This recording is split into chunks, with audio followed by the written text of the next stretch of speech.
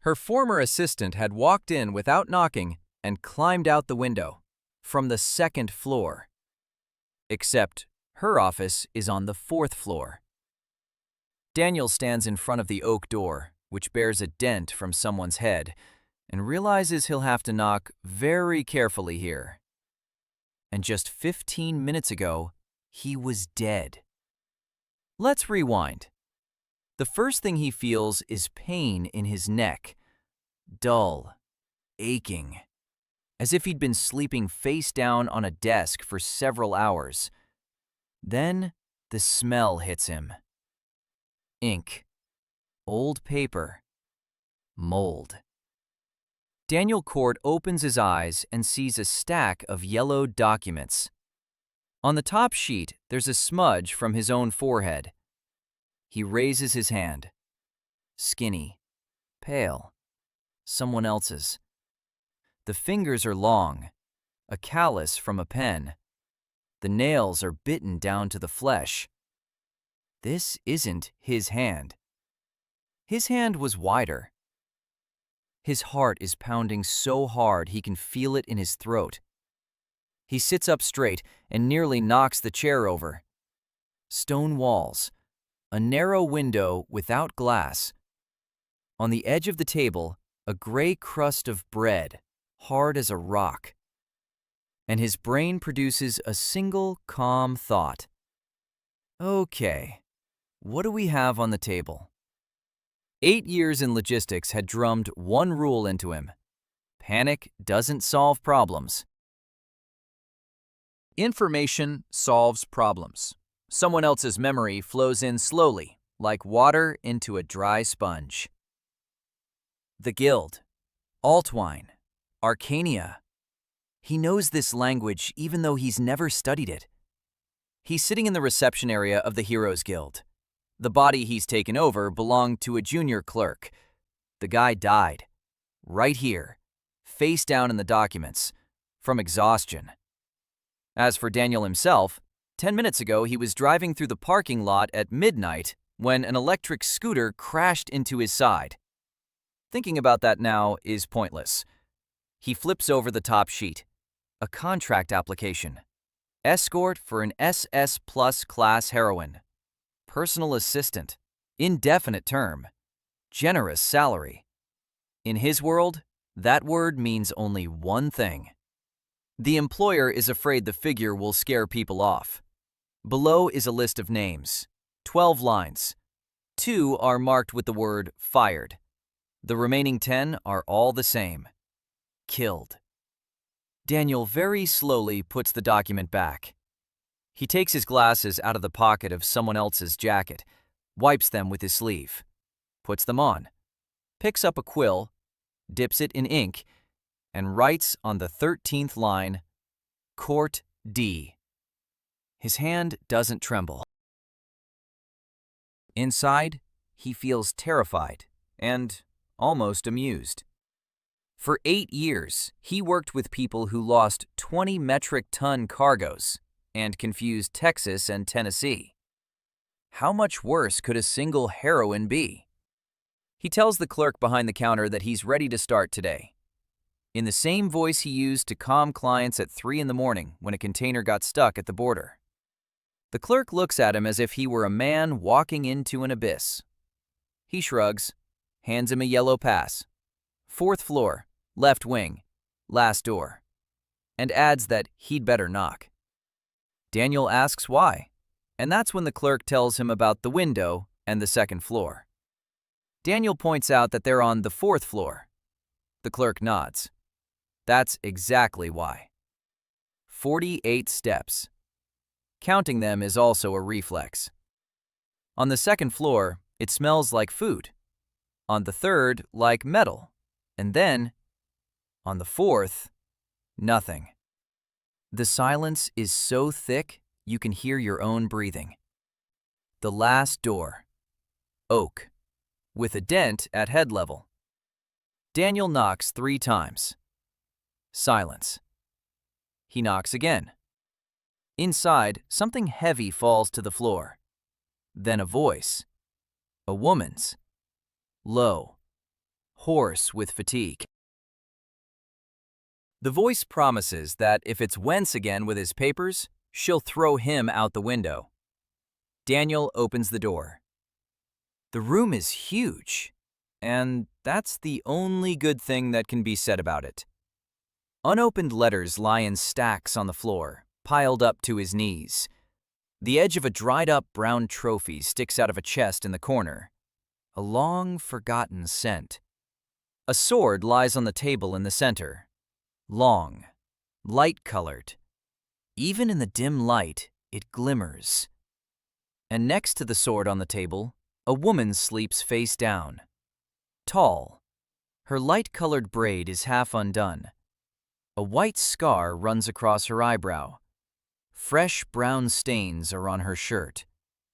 Serafina Vale, the only living SS Plus ranked hero on the continent. The Dawnblade, the terror of dragons. Humanity's hope in the war against the Rift. She sleeps in a puddle of her own documents, snoring softly. Daniel stares at this for exactly 30 seconds. Then he does what he does at every new workplace. He counts. There are about 400 letters on the floor. Half of them bear guild seals. That means contracts, penalties, notices.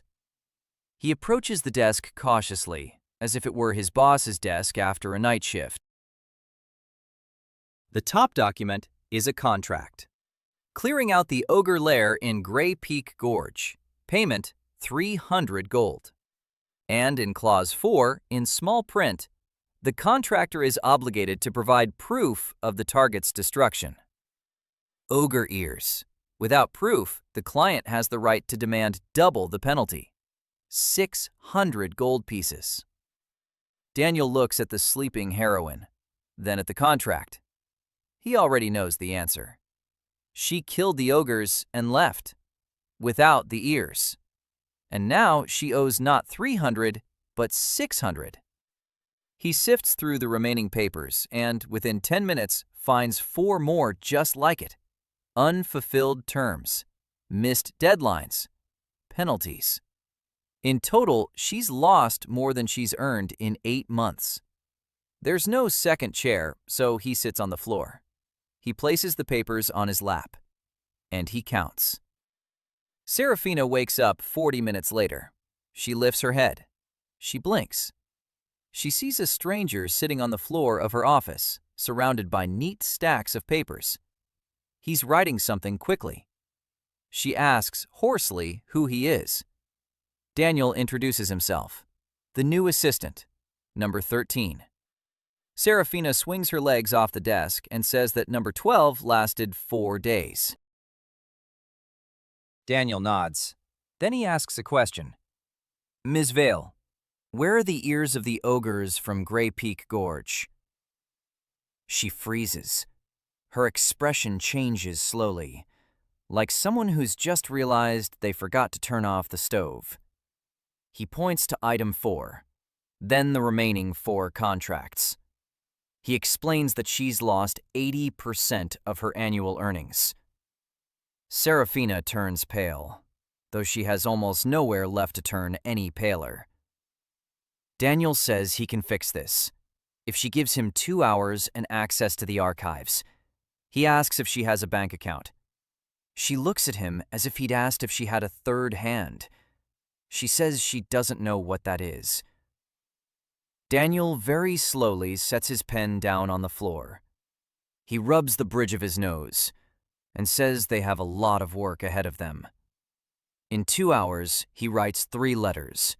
The first is to the client, half the payment in exchange for oral testimony from the headman of the neighboring village. Polite, precise, and without a single opening for negotiation. The second is to the guild archives, a request to review 3 old contracts where she too was ripped off due to technical violations. The third is to the Bank of the Principality of Altwine. An application to open an account in the name of Serafina Vale. In the occupation field, he writes SS Heroine, plus her rank. Then he thinks for a moment and adds, busy. While he writes, she sits on the table and remains silent. She doesn't interrupt once. She just watches, like an animal trying to figure out whether it's dangerous or not. When he hands her the letters to sign, she takes the pen and signs all three without reading them. Daniel says that reading before signing is the first rule he'll teach her. She looks at him, and something new appears in her eyes. Not gratitude, not yet, more like surprise, quiet and cautious, like a beast seeing an outstretched hand without a stone. The next morning, Daniel arrived at Serafina's office at 6 o'clock. She wasn't there. He had expected as much. The clerk on the first floor said she had left for training before dawn. Every day, without exception. Daniel nodded. He went up to the fourth floor. He opened the door and stood before the same disaster he'd seen yesterday. Only now, in the morning light, it looked even worse. Dust lay on the windowsill in a layer of finger thick. In the corner, behind the chest containing the trophy, he discovered a nest of mice. The mice looked at him without fear. They clearly considered this room their own. Daniel Neal rolled up his sleeves, not because he was going to clean up, but because he needed to think, and he thought best when his hands were busy. It was a habit left over from his past life. In Chicago, he'd sort paper clips by color when he was mapping out a route. There were no paper clips here. Instead, there were 400 letters on the floor. He started by sorting them. 3 categories. First, letters with the guild seal. Official correspondence, contracts, fines, notices, summonses. Second, letters from clients. Complaints, thank you notes, inquiries. Third, everything else. Personal letters, advertising flyers, invitations to events. Something resembling love letters. There were surprisingly many of them. 2 hours later, the office floor was cleared. 3 neat stacks lay against the wall. The largest was the first one, 173 letters from the guild. Daniel sat down at the desk. The chair creaked. One leg was half a centimeter shorter than the others. He slipped a folded sheet of paper under it. The chair stopped creaking. A small thing, but it was precisely these small things that made up his method. He opened the first letter from the guild stack, a notice of a fine. Serafina Vale was fined 50 gold pieces for destroying a wall at an inn in the town of Corvin. Date: 3 months ago. Status: unpaid. He opened the second one. Fine: 40 gold pieces. Damage to the town bridge. Unpaid. The third. Fine: 120 gold pieces. Collapse of the temple bell tower in the village of Altmere. Daniel paused. He reread it. The bell tower. An entire bell tower. He set the letter aside and promised himself he would ask about it later. By noon, he had compiled a complete list. 42 contracts over the past 2 years. Of those, Serafina had received full payment for 19. She had received partial payment for 12. For 11, she had received nothing. Total losses: 2,400 coins. Total fines: 800 coins. Total undisputed penalties: 1,100 coins. Total: over 2 years, Serafina Vale lost 4,300 gold coins. For comparison, the annual salary of an A-rank knight was 600 coins. An SS Plus class heroine lost the equivalent of 7 years' worth of a knight's salary in 2 years. Daniel jotted this figure down on a separate sheet of paper. He circled it. He underlined it. Then he stared at it for a long time. In his past life, an accountant would have been fired for such losses. Here, there was no accountant at all. There was a heroine who killed dragons and didn't understand why receipts were necessary. Serafina returned at 2 o'clock in the afternoon. She didn't come in through the door. She came in through the window. She simply jumped up to the 4th floor from the street. She landed on the windowsill. She jumped down onto the floor. She was wearing sweat-soaked workout clothes. She was carrying a paper bundle in her hand. She saw the clean floor and stopped. She looked around, then at Daniel, then back at the floor. She asked where her things had gone. Daniel explained that the letters had been sorted by category and were stacked against the wall, that he'd moved the chest with the trophy into the corner and covered it with a cloth because the smell was making it hard to think. That the mice were still there for now, but he planned to deal with that tomorrow. Serafina was silent. Then she placed the bundle on the table. She unwrapped it. Inside was a piece of meat on the bone. Cold. No plate, no knife. She sat down on the table. She picked up the meat with her hand. She took a bite. She chewed in silence. She looked at him. Daniel asked if she'd had breakfast that day. She said no. He asked if she'd had dinner yesterday.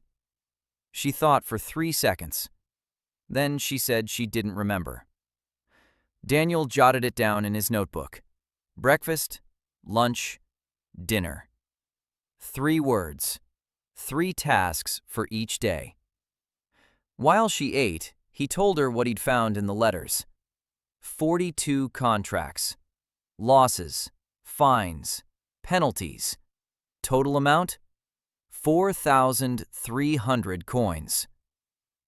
Serafina stopped chewing. She looked at him. There was no surprise in her eyes. There was something else. Weariness. Old and familiar. She said she knew. That the money was slipping away. That she signed something and then got nothing in return. That Wenz had told her this was normal for heroes of her level. That repair costs, fines, and taxes ate everything up. Daniel asked who Wenz was. She answered, Harold Wenz. Deputy head of the guild, her supervisor. The man who, for the past 5 years, had been explaining to her that she earned a lot, but simply spent even more. Daniel wrote down the name. He underlined it twice. Then he asked who had been managing her finances all this time. She said Wenz. He nodded. He was silent for a moment. Then he said he wanted access to Wenz's archive of her contracts, an official request, through the office. She asked why. He said he didn't know yet, but the numbers didn't add up. On the 3rd day, Daniel went down to the guild's archives. The archives took up the entire basement of the building. Long rows of shelves, dust, the dim light of magical lamps. The archivist was an old man named Hassel, thin, hunchbacked, with fingers yellowed from ink. He looked at Daniel's request, then at Serafina's seal, then back at the request.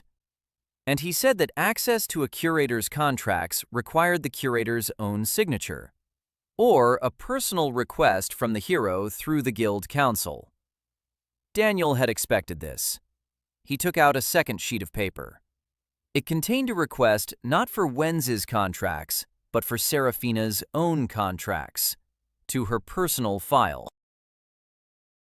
This didn't require the curator's signature.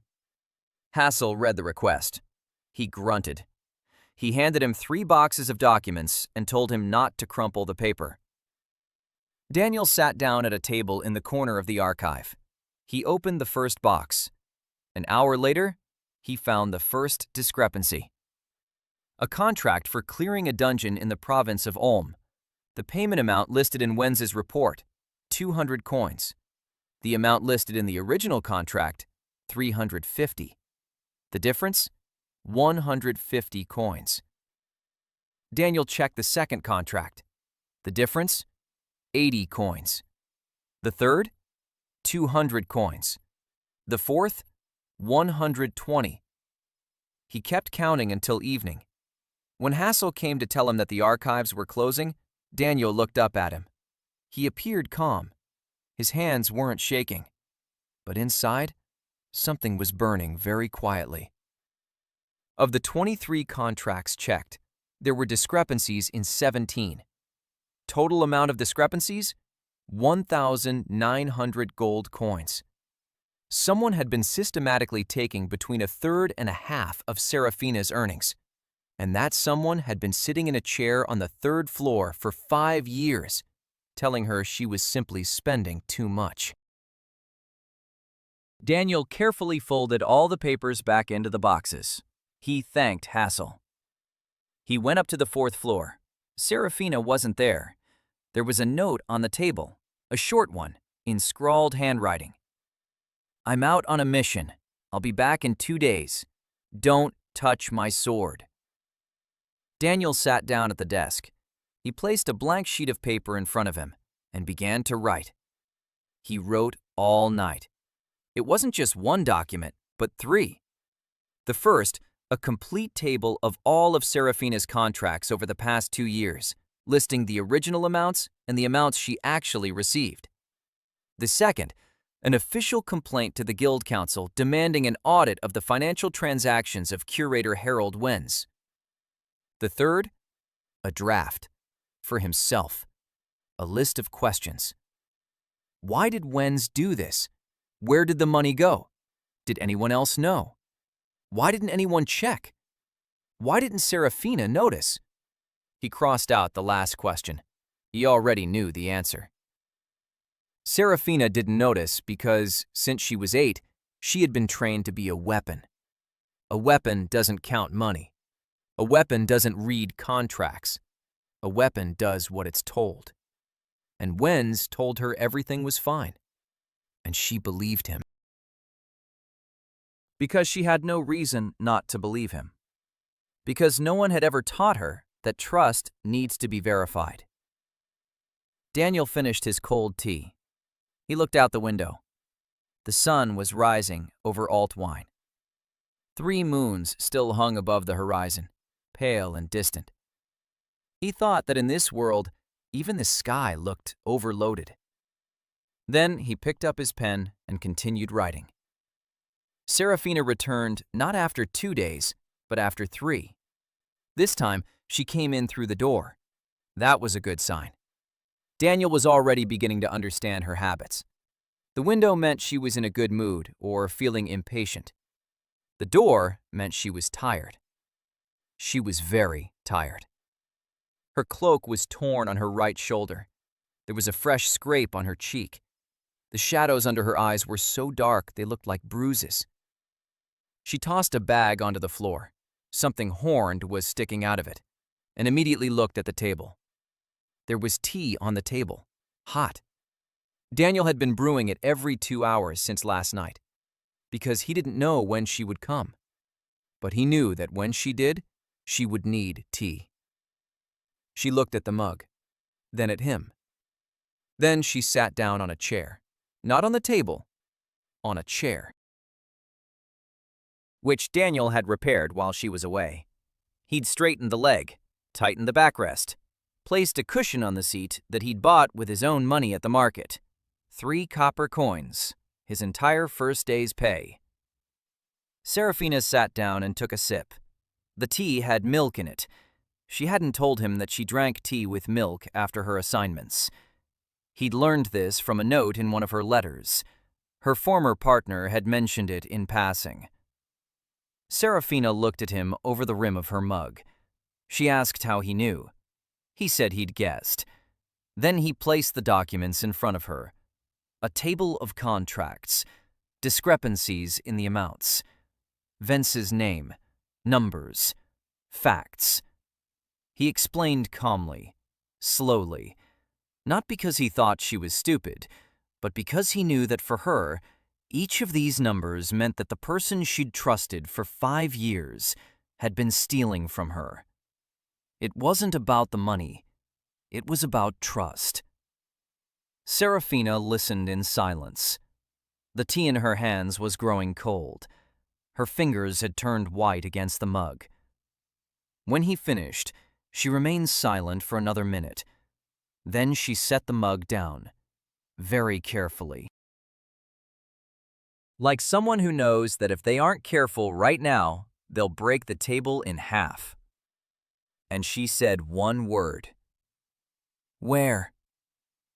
Daniel didn't understand. She repeated it. Where is he now? Where is Wenz? Daniel looked her in the eyes and said that Wenz was on the 3rd floor in his office, and that she wouldn't go there. Serafina stood up. The chair rolled backward and hit the wall. She was a head and a half taller than Daniel. There was a fire in her eyes that would have made a normal person back away. Daniel didn't back away. Not because he was brave, but because in his past life, he'd stood between a 2-meter-tall truck driver and a warehouse manager who had accidentally wrecked his truck. And if he'd backed down back then, someone would have lost some teeth. He said he understood, that she was angry, that she had every right to be, but that if she went to Wenz right now, she'd be doing exactly what he expected of her. She asked what he meant. Daniel explained. Wenz knew that sooner or later, someone might find some inconsistencies. His defense hinged on one thing: Serafina's reputation as an uncontrollable, destructive force. If she barged in on him and caused a scene, or broke something of his, or simply raised her voice, he would go to the guild council and say, "See, she's unstable. She's accusing a respected official without any evidence. It's her word against mine." And the council would believe him, because Wenz has a reputation as a calm professional, and Serafina has a reputation as someone who tears down bell towers. Daniel said they needed to do things differently. He asked if she trusted him. Serafina looked at him for a long time. Then she slowly sat back down. The chair creaked. She said she didn't know, that she wasn't used to trusting people, that she didn't know how, but that she would listen. Daniel nodded. That was enough. The plan was simple. He would file the complaint, not Serafina. Daniel would file the complaint as her official representative. According to Section 217 of the Guild Charter, any hero of rank S or higher had the right to a legal representative in financial disputes. This rule had almost never been used because it was easier for heroes to settle disputes with a sword. But it existed. Daniel had found it last night in the 4th volume of the Charter on page 381. The complaint would be backed up by documents, the original contracts, copies of Wentz reports, and a table of discrepancies. All on paper, all with signatures and seals. The Guild Council won't be able to ignore this, because if it does, Daniel will send copies of the documents to the Principality's Chancellery. And the Principality of Altwine took financial crimes very seriously, especially those involving supranational organizations on its territory. The Lady Fina listened. Then she asked how he knew all this, about the paragraphs, about the Chancellery, about how pressure works. Daniel paused. Then he said that in his past life, he'd often had to deal with people who thought the rules existed only for others. She didn't ask what he meant by past life. Maybe she figured he was talking about the time before the guild. Maybe she just didn't pay attention. The next morning, Daniel went down to the 1st floor. The reception area was crowded. Heroes of all ranks were gathered around the assignment board. Some were arguing with clerks. Others were counting coins at the counter. The air smelled of sweat, steel, and something sour. Daniel found a door with a sign that read, "Council Office." He knocked. He entered. Seated at the desk was a woman in her 40s with a sharp face and a quill in her hair. He placed the complaint in front of her. She read the first page, then the second. On the third page, her expression changed. She looked up at him and asked if he realized he was accusing the deputy head of the guild. Daniel said he did. She asked if he had any evidence. He placed a folder in front of her, a spreadsheet, copies of contracts, copies of reports, discrepancies highlighted in red ink. The woman leafed through the documents for 5 minutes. Then she closed the folder. She looked at him and said she would forward this to the council today. Daniel thanked her and left.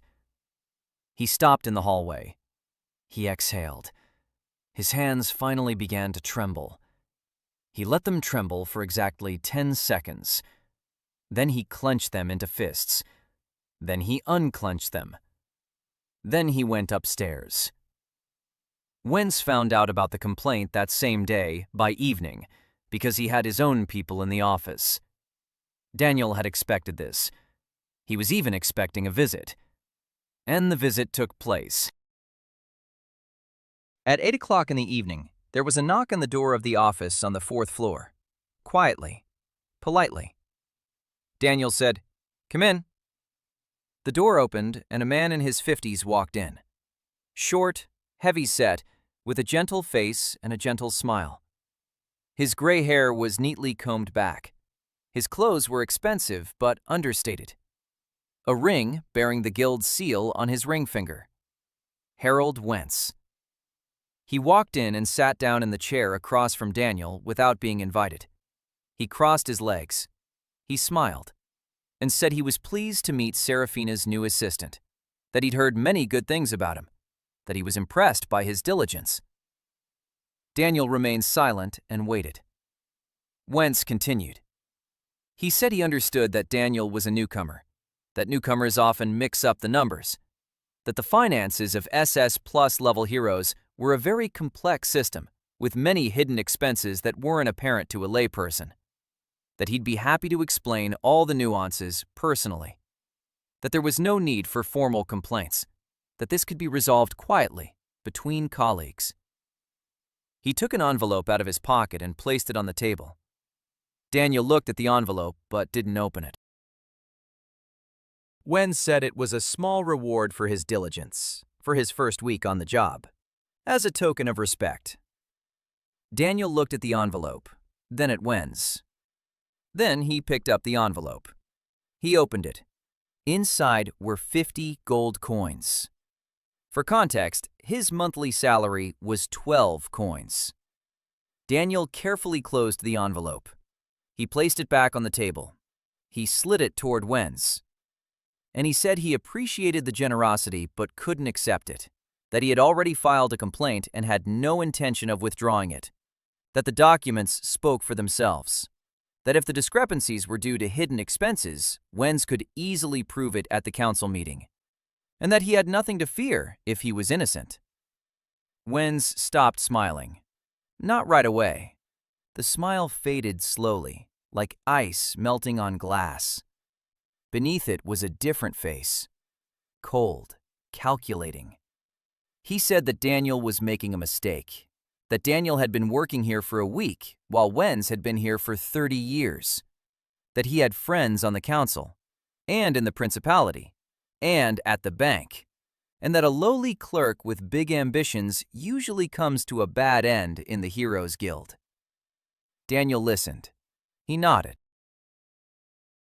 And when Wentz finished, he said in an even voice that he would remember his words, that he would write them down, word for word, just in case the council was interested in the deputy head's manner of communicating with his subordinates. Wentz stood up, took the envelope, left. The door closed quietly behind him, without a slam. That was worse than a slam. Daniel slumped back in his chair, rubbed his eyes. His hands were trembling again. He let them tremble for 10 seconds. Then he took out a blank sheet of paper and wrote down the entire conversation word for word while he still remembered it. Serafina arrived an hour later, She stood in the doorway and looked at him. Then she asked if Wenz had been there. Daniel asked how she knew. She said she could smell him. Expensive cologne and cheap lies. Daniel smiled for the first time in a week. She sat down next to him, not at the table, but on the second chair, the one he'd found that morning in the storage room on the third floor and brought over here. She sat there in silence. Then she said that if Wenz tried to hurt him, she would protect him. Daniel shook his head. He said there was no need. If she were to defend him physically, she'd be giving Wenz exactly the tool he needed. Proof that a heroine was threatening a government official. He said his weapons were paper and ink, that he'd handle it. She looked at him strangely. Then she said he sounded like someone who had already defeated people like that. Daniel thought of the department head in Chicago who had been taking credit for other people's projects for 3 years until Daniel gathered the emails and sent them to the director. He thought it, but didn't say it. Instead, he asked if she wanted some tea. The Guild Council scheduled a hearing for the following week. 7 days. Daniel made the most of every one. In the mornings, he worked on documents. He made copies, he checked the numbers, he reread paragraphs of the charter. In the afternoons, he devoted himself to what had become his second duty, Serafina's life. Because while he was preparing for the battle with Vence, the heroine continued to live as she had for the past 16 years, chaotically, dangerously, and without a plan. On his 4th day of work, Daniel realized one thing. Serafina wasn't helpless in her daily life because she was stupid or lazy. She was helpless because she had never had a daily life to begin with. From the age of 8, it had been the guild barracks. Training, missions, relocations. Not a single place she could call home. Not a single person who would tell her when to eat or what to put on her head when it rained. She didn't forget to eat. She just didn't know she was supposed to do it regularly. For her, eating was like repairing equipment. Something you do when it's broken, not before. Daniel drew up a schedule. Simple, on a single page. Wake up, breakfast, training, lunch, work hours, dinner, free time, sleep. He hung it on the wall of the office. Serafina looked at the schedule, then at him. Then she asked what free time was.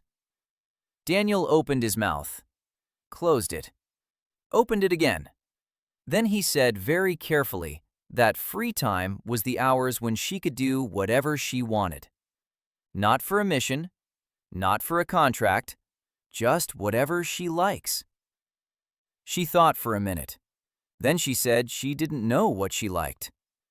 Daniel jotted this down in his notebook, not as a problem, as a task, one he would solve. Their first breakfast together took place on the 5th day. Daniel got up at 5 in the morning. He went down to the guild's kitchen. The kitchen was a huge hall on the 1st floor where meals were prepared for several hundred heroes and staff. The cook, named Torvin, was a burly, bearded man with scarred hands and a foul temper. Daniel asked what Miss Vale usually ate. Torvin laughed and said she didn't eat. She'd come by sometimes, grab whatever was on the table, and leave. Sometimes she wouldn't show up for 3 days. Daniel asked if he could order a separate tray for her, every day by 7 in the morning. Torvin said he could if he paid. Daniel paid for a week in advance, out of his 12 coins. He had 4 left. The next morning, he set the tray on the table in his office 15 minutes before Serafina usually returned from practice. Porridge, bread, a hard-boiled egg, tea with milk. She walked through the door. She saw the tray. She stopped. She stood there for a long time. Then she sat down. Then she began to eat, silently, slowly, like someone who isn't used to having food waiting for them. When she finished, she looked at him and asked why he was doing this. He said that a well-fed hero is more effective than a hungry one. That was true, but not the whole truth. On the 6th day, a reply arrived from the village of Craigmore. The village headman of the neighboring village confirmed that the ogres were dead. The client agreed to a compromise, half the amount, 150 coins. The money was deposited into Serafina's new account at the bank in the Principality of Altwine. Daniel brought her the bank statement that evening. She took the sheet of paper. She looked at the number, 150. Then he placed another statement in front of her. Responses had come in for 2 of the 3 revised contracts, another 400 coins. In total, there were 550 gold coins in her account, more than she had seen in one place over the past 2 years. Serafina held the statement with both hands. Her fingers trembled slightly. It wasn't from the cold. She was silent for a long time. Then she asked quietly, "Daniel, can you stay?" He realized she wasn't asking about tonight. He said he wasn't going anywhere. She nodded. She placed the statement on the table, smoothed it out with her fingers, and went back to her tea.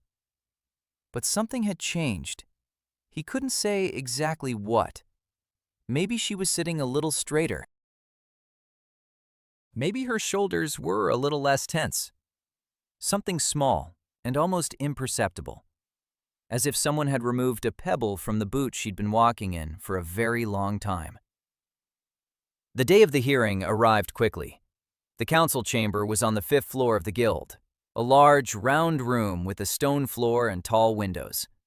5 people sat at the semicircular table. The head of the guild, an old warrior with a gray beard and a prosthetic left arm. 2 advisors from the trade wing, 1 representative from the principality, and 1 woman in a mage's robe, a legal advisor.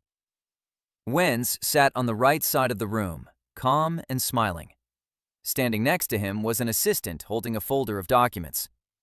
Daniel sat on the left side, alone. Serafina had wanted to come, but he'd asked her not to. He'd said that her presence would turn the financial hearing into a spectacle. The council would be looking at her instead of the numbers. She argued. She clenched her fists. Then she left a train. He knew she was angry, but he also knew he was right. The hearing lasted 3 hours. Daniel spoke calmly, slowly. He backed up every figure with a document. Every document was numbered and filed. He laid out 23 sets of documents before the board. The original contract and Wenz's report. The differences in the amounts were highlighted in red. The total discrepancy? 1,900 gold pieces. He didn't make accusations. He didn't raise his voice. He didn't draw conclusions. He simply placed the documents on the table and read the figures. Wenz defended himself skillfully. He spoke of hidden expenses, about insurance premiums, about the repair fund, about a special contribution to the Civilian Protection Fund. He found an explanation for every discrepancy. Every explanation sounded reasonable. The council listened and nodded. Daniel waited.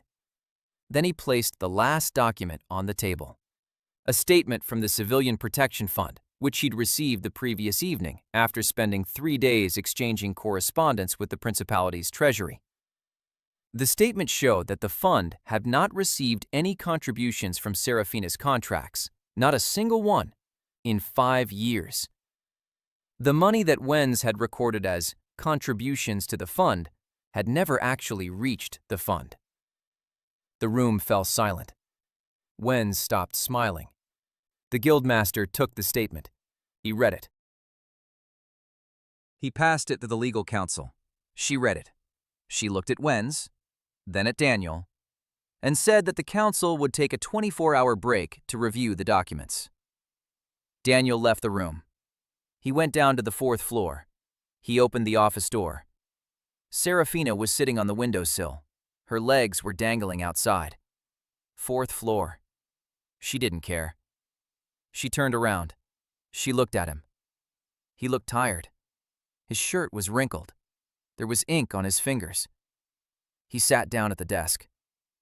He said it wasn't clear yet, that the council had taken a break, that things would be clear tomorrow.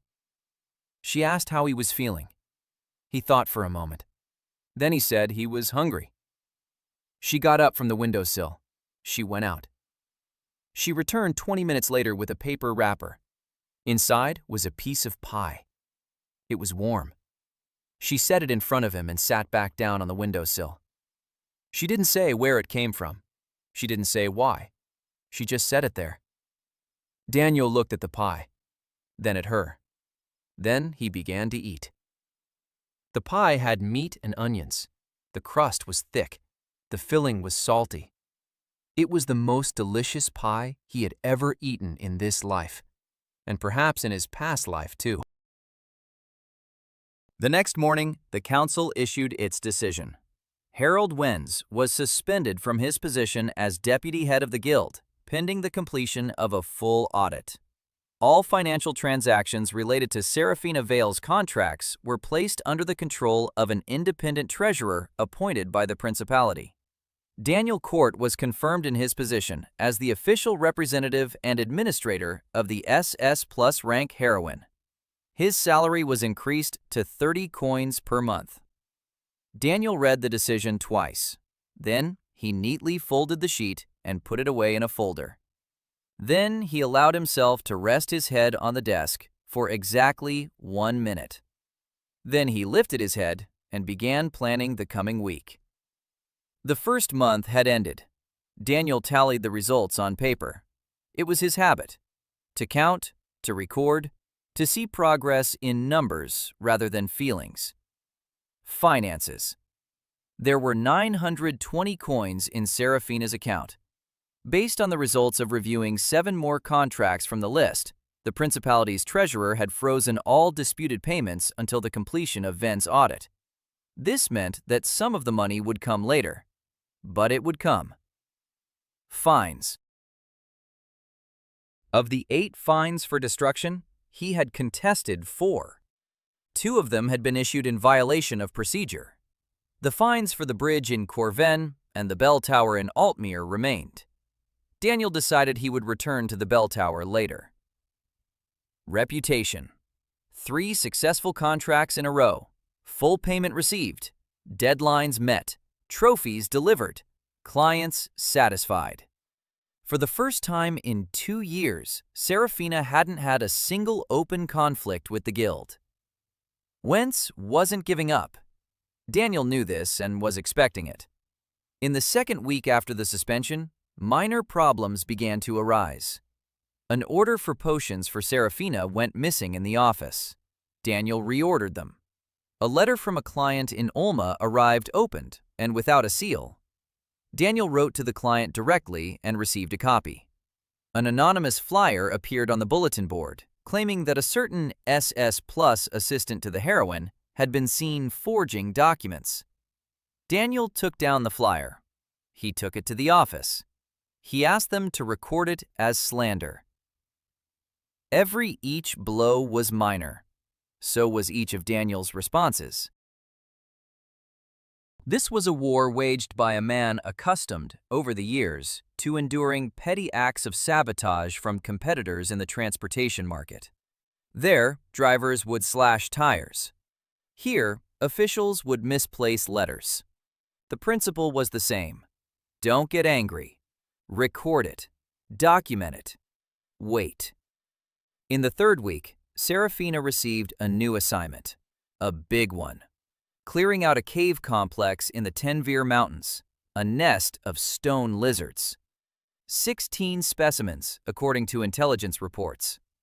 Payment, 500 coins. The client, the Olm Brothers Mining Company. They needed access to the ore veins inside the caves. Serafina took the contract with her usual gesture. She reached out, grabbed it, started putting it in her bag. Daniel said, "Wait." She stopped. He took the contract, read it. 10 minutes. page by page. She stood nearby and watched. It was unusual to wait. She was used to acting immediately. She saw the job, went, killed, came back. Why read pieces of paper? Daniel finished and put the contract on the table. He said he wouldn't sign it. She asked why. He explained. Clause 7, in small print. All mineral resources discovered during the sweep are the property of the client. That's standard wording. But Clause 9 added that the contractor agrees not to lay claim to any incidental finds, including artifacts of magical origin. Stone lizards lived in the Tenveer Mountains. The Tenveer Mountains were known for one thing: mana crystals, natural formations that cost anywhere from 100 to 1,000 coins apiece. If there were lizards in the caves, that meant there was mana. If there was mana, that meant there were crystals. The contract gave the company the right to everything Serafina found inside, for free. In 5 minutes, he rewrote clauses 7 and 9. He added a new clause 12. The contractor is entitled to 30% of the market value of any finds discovered within the contract area. He sent the revised contract back to the client. The Olm brothers replied 2 days later. They agreed, because they had no choice. Only a hero of rank S or higher could eliminate the stone lizards, and across the entire continent, there were fewer than 10 heroes of that rank. The departure was scheduled for the 5th day. It was the first time Daniel had ever left Altwine. He spent 3 days preparing. A map of the route.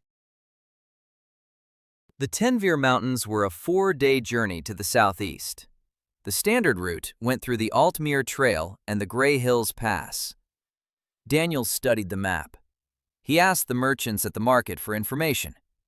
He learned that at this time of year, a pack of grizzly wolves migrated through the Grey Hills Pass, a pack of several hundred animals. They posed no danger to an SS Plus rank heroine, but they would slow them down by 2 days. He found a detour, across the southern ford of the Call River, and then along the old road through the fir forest. It was half a day longer, but without the wolves and without losing 2 days. That amounted to a savings of a day and a half. Provisions. For 2 people. Enough for 6 days, including the return trip, plus a 15% safety margin. He made a list. Dried meat, bread, cheese, grains, dried fruit, water, recovery potions, 3 of them, 8 coins each. Expensive, but they're essential. He bought everything, packed it into 2 bags, divided the weight evenly, 16 kilograms each. On the morning of the 5th day, they left Altwine before dawn. Serafina walked ahead. Quickly, long strides, a dreamy gaze into the distance. She was lost in her own thoughts. Daniel followed behind. His backpack was heavy. His legs were already aching after an hour. The clerk's body was weak. Thin arms, a narrow chest, no stamina. In his past life, Daniel had been in decent shape. Not an athlete, but he could run 5 kilometers. Here, he was gasping for breath on the climb up a small hill. Serafina turned around after 2 hours. She looked at him. He was red-faced, sweaty, breathing heavily. She asked if everything was all right. He said yes. She stopped, looked at his backpack. Then she walked over, took his backpack, hoisted both bags onto one shoulder, with one hand, as if they weighed nothing. She said she'd carry them. He started to protest. She said he was carrying enough already. She pointed to his bag of documents and maps. She said his head weighed more than the 2 bags. It was a joke. The first one he'd ever heard from her. He wasn't sure she realized it herself. On the second day of their journey, they reached the southern ford. The Kaul River was wide and cold, but it wasn't deep at that spot, knee-deep. Daniel knew this because he'd asked a fisherman at the market in Altwine. The fisherman had said the southern ford was passable from April through September. It was now May. They crossed in 10 minutes. Serafina walked without looking back. Daniel walked carefully. The rocks on the riverbed were slippery. The water was freezing. He slipped once. He didn't fall. He grabbed the strap of the backpack she was carrying. She didn't even notice. Or maybe she pretended not to. After the ford, a fir forest began. Dark, quiet. It smelled of pine needles and damp earth. Daniel led the way using the map. Serafina walked beside him. For the first time, not ahead of him, but beside him. Because the trail was narrow and he knew the way, but she didn't. He pointed out the turns. She followed. It was a new feeling for both of them. She was used to leading the way. He was used to following someone. Here, they walked side by side. In the evening, they set up camp in a clearing by a stream. Daniel built a fire. Slowly, clumsily, on his fourth try. Serafina watched and said nothing. She could have struck a spark with a snap of her fingers.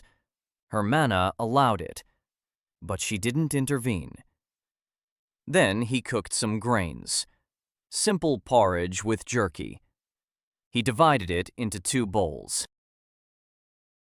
One for her, one for himself. They ate in silence. The forest around them went about its own business. Something rustled in the bushes. A bird hooted in the distance.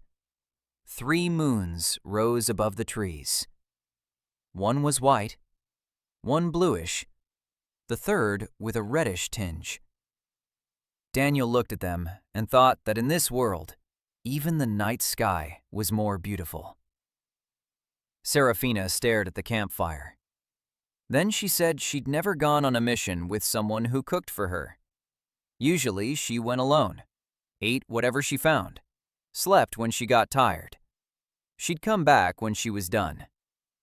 He asked how long she'd been working alone. She thought for a moment. She said since she was 14. 10 years. For 10 years, she'd gone on missions alone. Killed monsters alone. Came back alone. Ate alone. Slept alone. Daniel didn't say anything. He just poured her some tea. With milk. She held the mug with both hands. Warmed her fingers. Stared into the fire. 20 minutes later, she fell asleep. Sitting up, the mug began to tilt in her hands. Daniel gently took the mug from her. He placed her rolled-up cloak under her head, tossed some twigs onto the fire, and stayed awake to keep watch. Not because he could protect her from anything, but because someone had to stay awake while she slept. On the third day, they reached the Tenveer Mountains. Gray cliffs rose like a wall. The entrance to the cave complex was visible from afar, a dark crevice in the rock 20 meters up. Daniel set up base camp half a kilometer from the entrance. He pitched his tent and spread out the cave map he'd received from the Olm brothers. The map was old and inaccurate, but it was better than nothing. He studied it for an hour. Then he marked 3 key points: the main chamber, the side tunnels, and the lower level where, according to his calculations, the nest was located. Stone lizards were territorial. They didn't hunt far from their nest. So if he destroyed the nest first, the scattered individuals in the tunnels would be disoriented. That would make the cleanup easier. He explained this to Serafina. She listened. She nodded. Then she asked how he knew the habits of the stone lizards. He said he'd read about them. in the guild library. 3 books in 4 days. She looked at him and said he was strange. He asked why. She said that no one reads 3 books just for the sake of lizards. He replied that no one survives near her for more than a month. Maybe there's a connection. She almost smiled. Almost. He gave her one of the 3 signal stones. Paired artifacts. Simple ones. They heat up when you squeeze them. He kept the second stone for himself. He said that if the stone heats up 3 times in a row, it means to retreat. Twice means to ask if help is needed. Once means I'm done. She asked what would happen if she squeezed it 4 times. He said that would make him very worried. She took the stone, turned toward the mountains, put on her gloves, adjusted the sword on her back. Then she turned around. She said, "Don't leave." He said he wouldn't leave. She nodded and walked toward the cliffs. Daniel sat by the tent. He watched her climb the rocks, quickly, confidently. 3 minutes later, she disappeared into the entrance. He sat down with the map. He placed the signal stone nearby, and he began to wait. Waiting was the worst part. He realized this after 20 minutes. Back at the office in Chicago, he'd waited too. He'd waited for delivery confirmation. He'd waited for a client to call back. But back then, money was at stake. Here, a life was at stake. The stone remained silent. The minutes dragged on. An hour and a half. Daniel jotted down the time in his notebook. After 2 hours, the stone grew hot. Once. "I'm done," she said. He exhaled. He hadn't realized he'd been holding his breath. 20 minutes later, she emerged from the cave. A sword in her hand. Blood on her cloak. Not hers. She climbed down the rocks and approached the camp. She threw the bag on the ground. Something heavy clinked inside. 16 lizards, all dead. She sat down by the fire. She took off her gloves. Her hands were unharmed. Not a single wound. Daniel looked at her, then at the bag. Then he asked if there were any mana crystals inside. She nodded. She took 3 fist-sized stones out of the bag. Murky blue, glowing from within. Even Daniel, who knew nothing about magic, sensed something coming from them. Warmth, or pressure, as if the air had grown denser. 3 crystals. Market value about 2,000 coins. 30% as per the contract. 600 coins. Over 500 for clearing out the cave. A total of 1,100 coins for a single job.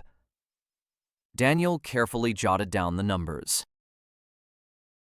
Then he set a cup of tea in front of her, with milk. She picked up the mug, her fingers on the mug.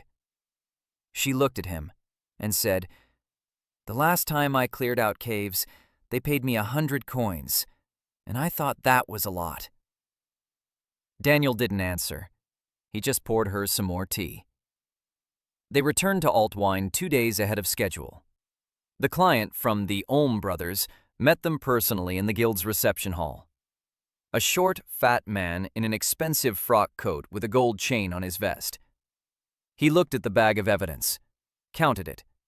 16 pairs of stone lizard eyes. Daniel had insisted on eyes, not heads, because eyes are lighter, and the contract terms didn't specify exactly what kind of trophy, just confirming biomaterial. The client signed the acceptance form. Daniel signed on behalf of the contractor. 500 coins for the cleanup were deposited into the account that same day. The mana crystals were appraised by a guild appraiser at 2,100 coins, 30%. 630. The Olm brothers paid without argument. They'd gained access to ore veins worth dozens of times that amount. Everyone was satisfied. That evening, Daniel sat at his desk, updating the ledger. Serafina's total account balance, 2,050 coins. He circled the figure, underlined it, and allowed himself to smile for 3 seconds. The rumors spread quickly. In the Heroes Guild, news traveled at the speed of gossip, and gossip here was faster than a wyvern.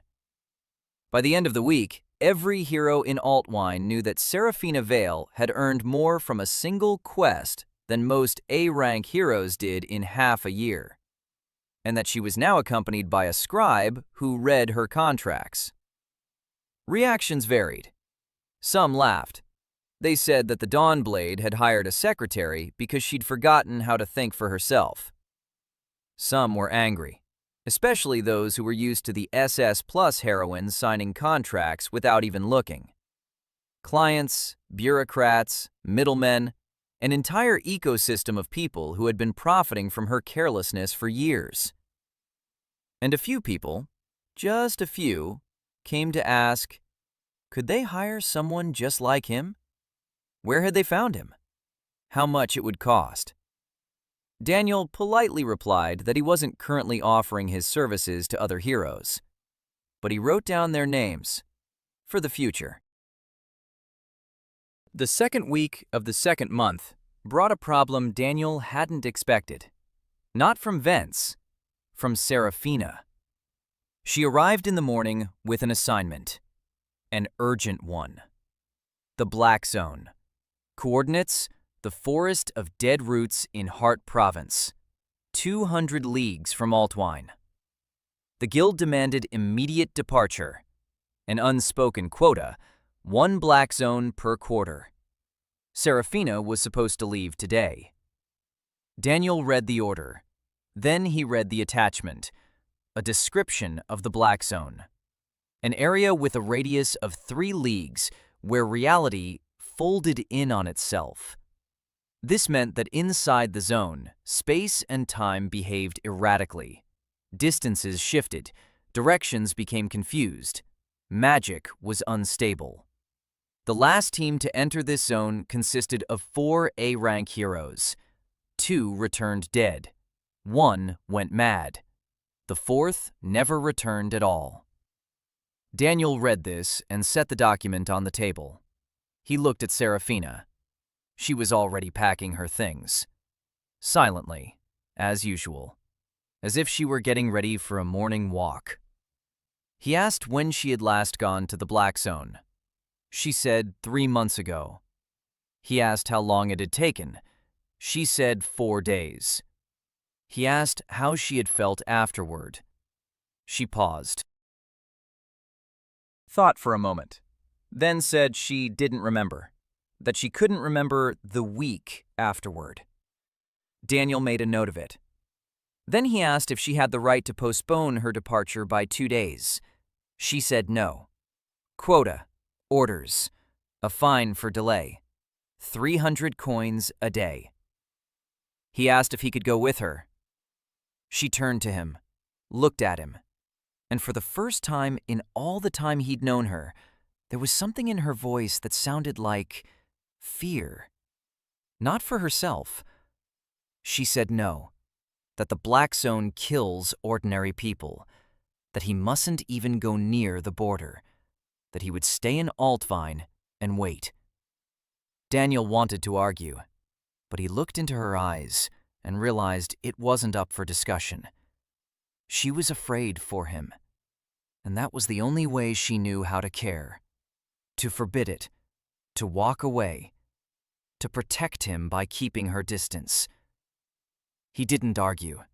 Instead, 3 hours before her departure, he did everything he could. He prepared provisions for 10 days, with a little extra.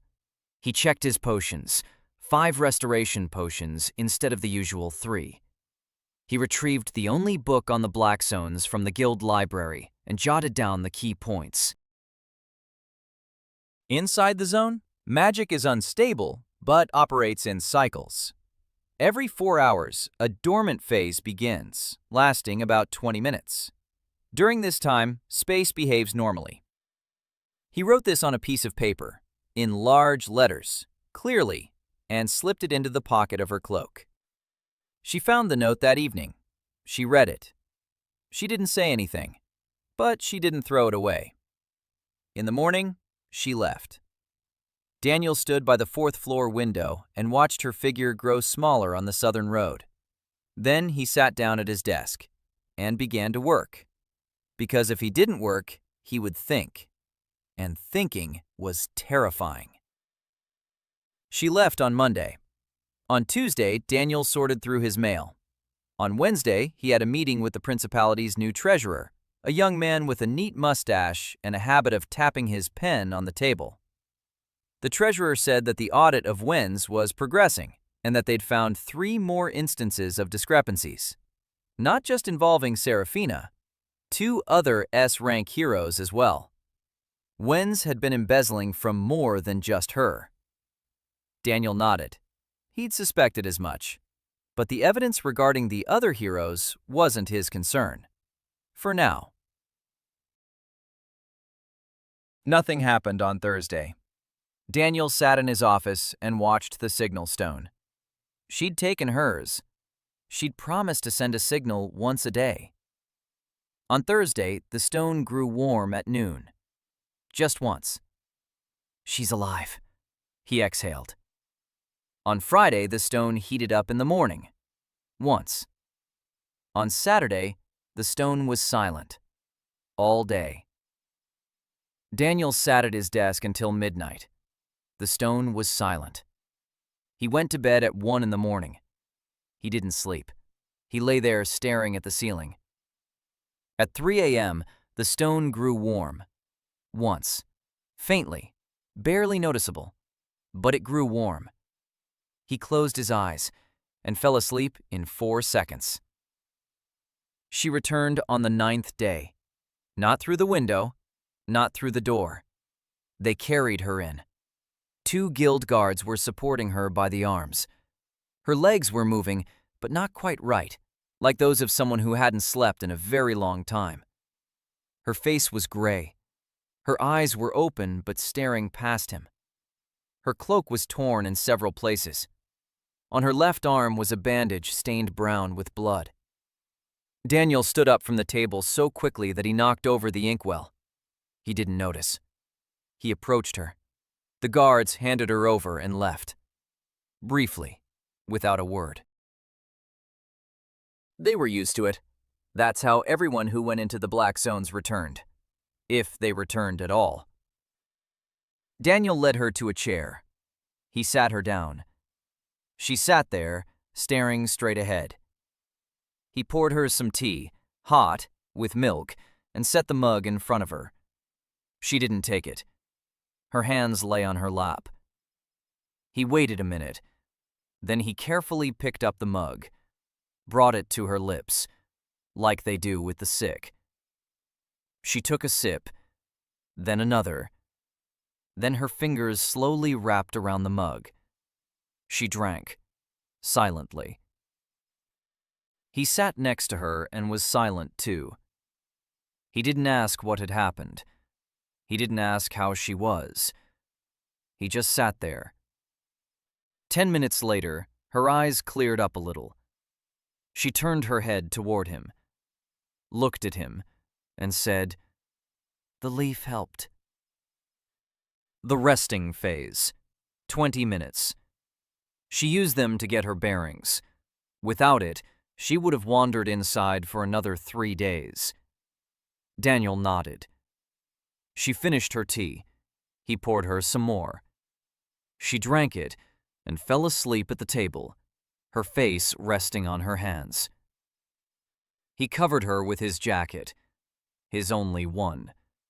He tossed some firewood into the fireplace and sat down beside her. She slept for 14 hours. He didn't leave. He sat there, working on his papers, quietly. A quill on parchment, the rustle of pages, the crackling of the fire. When she woke up, it was the next day outside the window. Morning. Sunlight streaming through the narrow window. She lifted her head. She saw his jacket draped over her shoulders. She saw him at the table. He hadn't slept all night. It was obvious. Dark circles under his eyes, red sclera. But he sat there and wrote.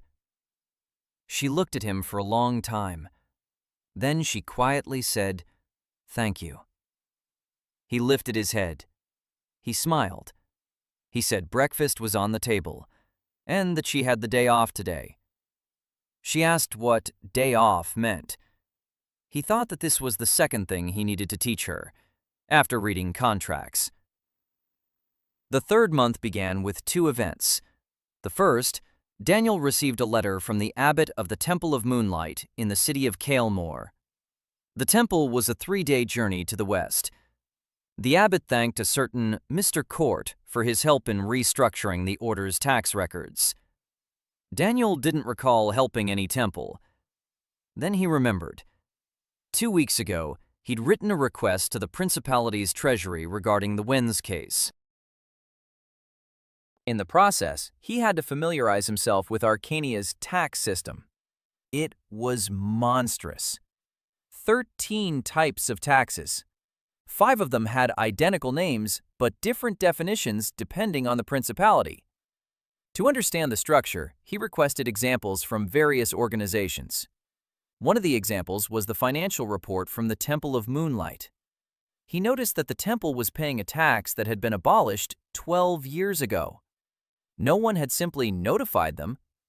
Daniel wrote a short letter to the temple pointing out the error. The temple filed for a review. Sai saved 400 coins over the 12 years of overpayment. In his reply, the abbot stated that, as a token of gratitude, he was sending one of his novices to Daniel, a healer who had long wanted to leave the temple but hadn't had a reason to do so. Daniel read this and thought he hadn't asked for a healer. Then he realized they did need a healer. Then he thought that after the Black Zone, Seraphina had refused to go to the guild physician 3 times in a row. The second event. Daniel found a silver coin in his jacket pocket that hadn't been there before. An old one, worn. With a coat of arms he didn't recognize. A sword on one side, a quill on the other. He showed the coin to Hassel in the archives. The old man took the coin. He looked at it through a magnifying glass. He turned pale. And he said that it was the insignia of the Order of the Stewards. That such coins hadn't existed for 200 years. That the last one had been found in the ruins of the Order's fortress on the northern coast 60 years ago and was kept in the Royal Museum in Kaldor. Daniel asked what kind of order it was. Hassel looked at him strangely. Then he explained. The Order of the Stewards. People without magic, but with exceptional intellect. They served the heroes of a bygone era, not with swords, but through organization, planning, and logistics. They helped seal the first rift 200 years ago, and then they were wiped out because those in power decided they were too influential, that administrators were more dangerous than warriors. Daniel listened and felt a chill run down his spine. He asked how the coin had ended up in his pocket. Hassel didn't know. Daniel didn't mention the pocket. He took the coin, hid it, and decided he'd come back to it later. When the time was right. When it wasn't scary anymore. Lian-ho arrived on the 3rd day of the 3rd month. Small, quiet, black hair down to her waist, dark circles under her eyes so deep they looked painted on. She stood in the guild's reception area with a single bag, looking at the crowd of heroes the way a cat looks at a pack of dogs, warily, ready to run. Daniel went down to meet her. He introduced himself. He asked how she'd gotten there. She replied briefly, "Fine." He offered to show her to her room. She nodded. They went up to the 4th floor. Daniel assigned her a room next to the office. Small, clean. He'd prepared it yesterday. He'd washed the floor, set up a bed, a table, a chair. There was a cup on the table. Next to it were some dried herbs for tea. Leon walked in. She looked around. She looked at the cup, then at the herbs, then at him. She asked how he knew what kind of herbs she drank. Daniel said he'd written to the abbot and asked. She was silent for 5 seconds.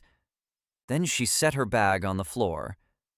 Then she said the room was nice. That was the most approval she'd expressed in the first 3 days. Introducing Leanne to Serafina turned out to be easier than he thought. And harder. Easier because Serafina paid no attention to new people. She looked at Leanne, nodded, went back to sharpening her sword. Harder because Leanne looked at Serafina the way one looks at a natural disaster, with a healer's professional horror. She saw what Daniel couldn't see. Scars. Old fractures that had healed improperly. Traces of magical exhaustion on her skin. A pallor that wasn't a physical trait, but a symptom. Leanne pulled Daniel aside and said quietly that this woman was destroying herself. That her body bore the marks of hundreds of battles, some of which had been treated haphazardly and others not at all. That she needed a full course of recovery, at least a month. Daniel asked if it was possible to combine treatment with work. Leanne gave him a cold look. Then she said it was possible if someone made sure she showed up for her sessions and didn't escape through the window. Daniel said he'd take care of it. The next 2 weeks turned out to be harder than he'd expected. Serafina didn't want to undergo treatment, not because she was afraid, but because she didn't understand why. She was a heroine. Heroines get wounded. Wounds heal. What was the point of wasting time with a healer when she could go on a mission? Daniel didn't argue. He did something else. Every evening after dinner, he'd say he needed to stop by Leon's place, to sign a report, to pick up a document, to discuss purchasing potions. And every time, he asked Serafina to go with him, because he was bored going alone, or because Leon wanted to ask her a question, or because on the way he wanted to discuss tomorrow's contract. Serafina went, because Daniel asked her to. And every time it turned out that Leon would, while she was at it, check the shoulder that Serafina had bruised the previous week, or, while she was at it, apply a compress to her bandaged hand, or, while she was at it, give her something herbal to drink for the headache Serafina had been enduring for 3 days and hadn't told anyone about. 2 weeks later, Serafina began visiting Leon on her own, without an excuse. She would simply sit down, in silence. Leon would treat her, in silence. 2 women who didn't know how to talk about themselves had found a way to be together without words. Daniel watched and took notes. Not in the ledger. In another one. A small one. A personal one. Notes about people. Serafina. Tea with milk after a fight. Strong tea without sugar after an argument. Doesn't eat spicy food. Wakes up before dawn. Falls asleep instantly in any position. Doesn't know how to relax. Afraid of inactivity. Leanne. Drinks herbal tea. Sleeps no more than 5 hours. Overworks. Stays silent when she's feeling down. Eats very little. Doesn't ask for help. Ever. In the second week, he noticed that Leanne wasn't taking any days off. 7 days of work. non-stop. He asked when she'd last had a day off. She said she didn't remember. He instituted a mandatory day off, every 7th day. Leanne said it wasn't necessary. He said it wasn't up for discussion, that it was a contractual requirement. She looked at him, then at her hands. Then she quietly asked why he cared. He replied that it was his job to look after the team. She nodded. She went back to her office. An hour later, he found a mug of hot tea by the office door, the very kind he loved, strong, with honey. He hadn't told her what kind of tea he drank. She'd just noticed.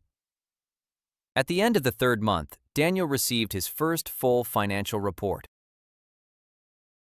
Income for the 3 months, 4,200 coins.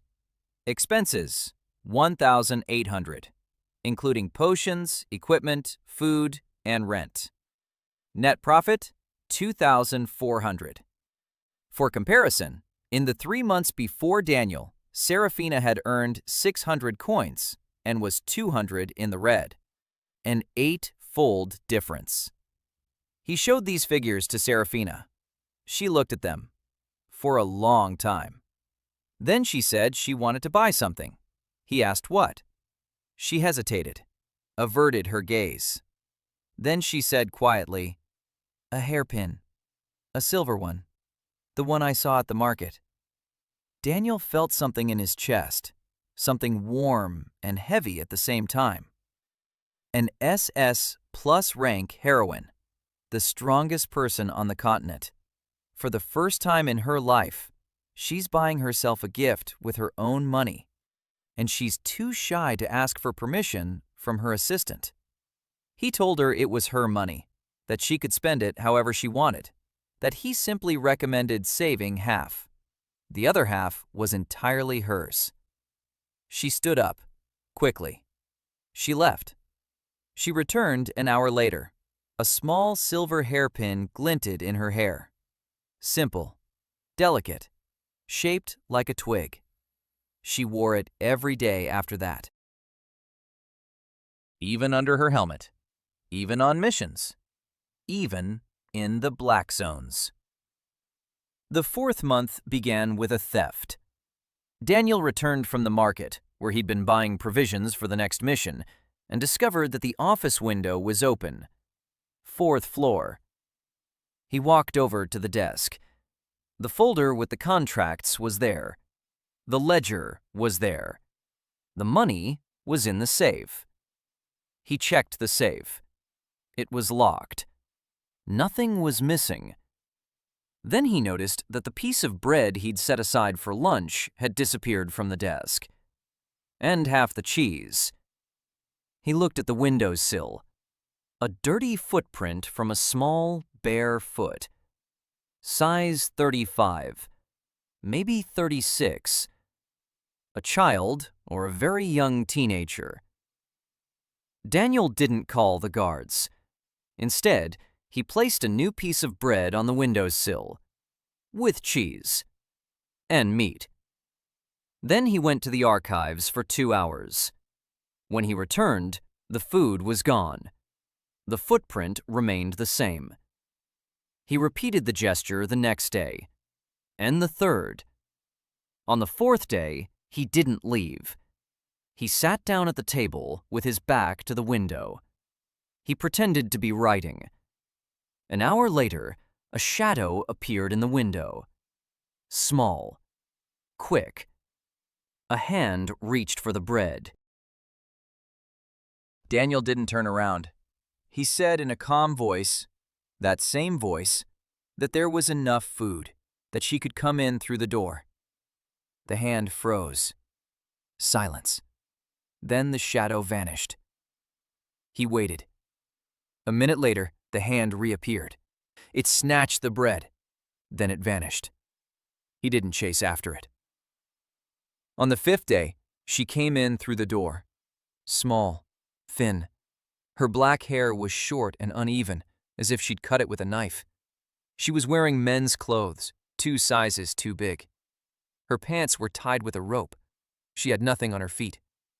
dirt under her fingernails, a bruise on her cheekbone. Old, yellow. Her eyes were dark and quick. They scanned the room in 3 seconds, all the exits, the distance to the window, the distance to the door, what she could grab, what she could sell. Daniel recognized that look. Not of this world. From Chicago, the South Side, where he'd once delivered a load to a warehouse and encountered a teenager trying to break into the cab of his van. The same look, not malicious, calculating, hungry. She stood in the doorway and said nothing. Daniel gestured toward a chair. She didn't sit down.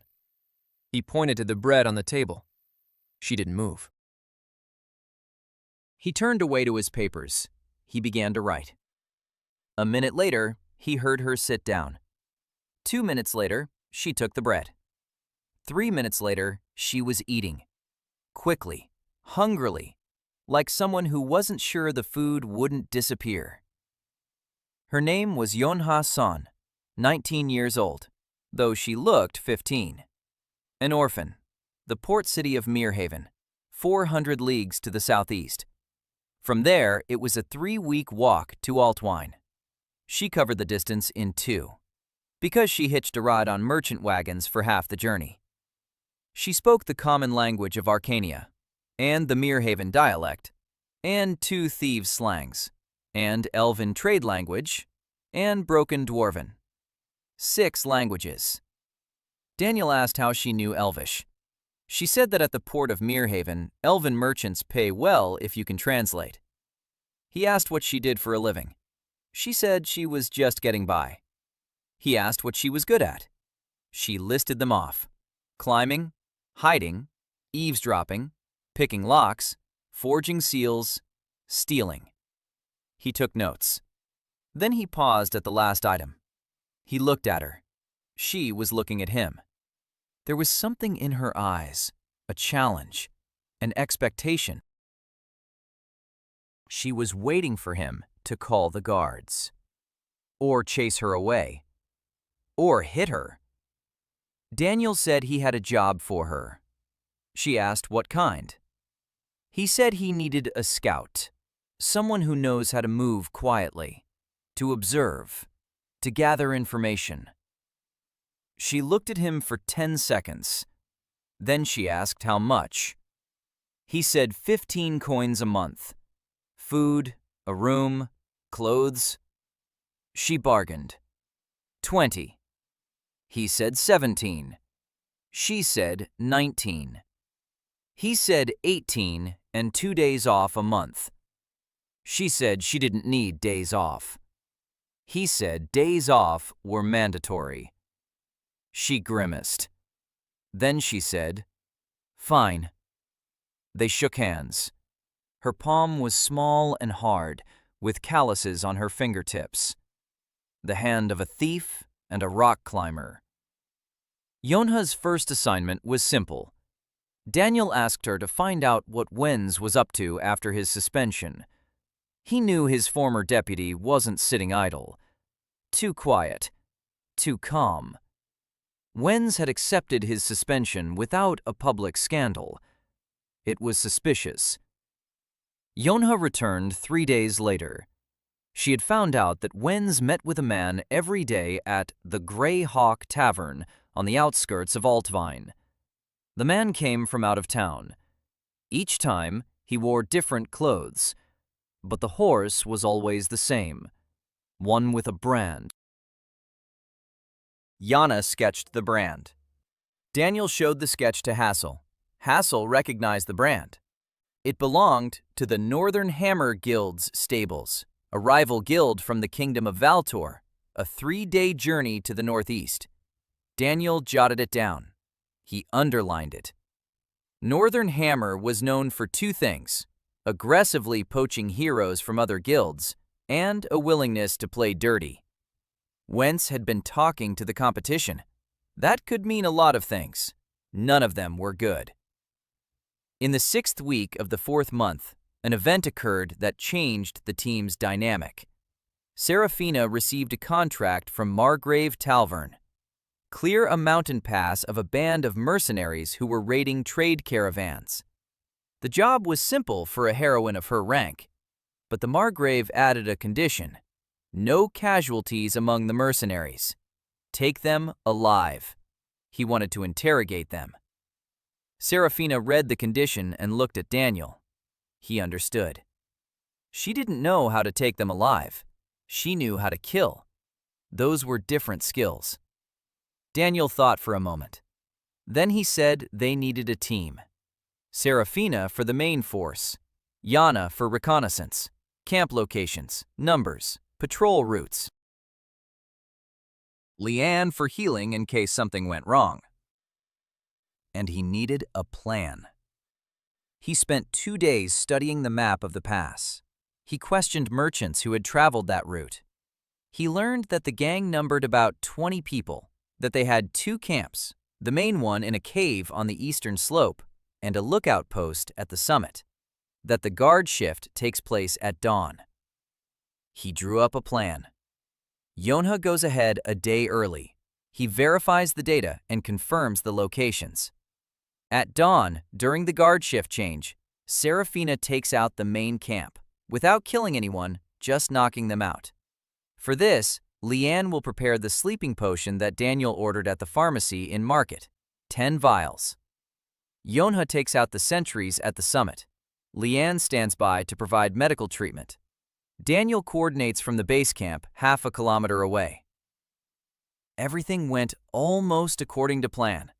Yonha confirmed the intel: 22 people, 2 camps, guard shift at dawn. There was one detail no one knew. The mercenaries had a mage. A weak one, rank C, but strong enough to set up a magical alarm around the camp. Serafina got within 20 paces and the alarm went off. The camp sprang to its feet. Daniel heard the commotion through the signal stone. He clenched his teeth. Then he regrouped. He relayed the message to Yonha via the second stone. The outpost, now, while everyone's looking at Serafina. Yonha understood. 5 minutes later, the outpost was taken. 4 mercenaries were tied up and unconscious. Serafina acted quickly at the main camp. A sleeping potion for 8, a stunning blow with the hilt of a sword for 6. The mage tried to escape. Serafina grabbed him by the collar with one hand. He hung in the air, cursing. She looked at him with such an expression that he fell silent. The remaining 4 surrendered on their own. 20 minutes later, all 22 mercenaries lay bound in a row, alive. Leanne was treating one whose arm Serafina had accidentally broken.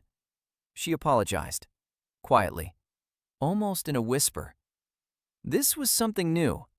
She hadn't apologized for broken arms before. Margrave Talvern paid a bonus, 200 coins above the contract amount, for the speed of the operation and for the fact that all the mercenaries were alive and able to testify. He looked at Daniel with interest and asked where she had found him. Daniel replied that he had found himself.